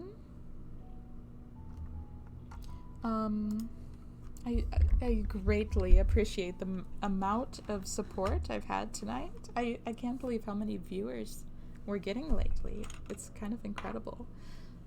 It's very incredible, in fact. But yes, like I said, we only own the first 3 Magical Girl Raising Project books, so I hope we'll either get more for Christmas, or we will be able to buy more with our new money from our new job, because we're almost to the end of book 2 now. I'm quite excited to meet more characters. We'll probably be reading the books on our own before reading them on stream, so we get a feeling of what the characters are like and what they should sound like and who should voice them and things like that. But I'm quite excited to get to finally read more of these. Yes, I will read Rain. Wait, I just typed rain. What's wrong with me? Okay, there we go. And I will see you next time. Oh, I will also say, even though we are not streaming tomorrow night, we are still going to be joining Fuki for the Sonic X watch party. That will be with Gadget. And I hope we will find out more about Eggman's Sunshine Balls. Anyway, I will rate now. Thank you for joining me on this wonderful adventure of murder and deceit and all kinds of horrible things. I hope it's been very relaxing for you, as it has for us, and I will see you next time.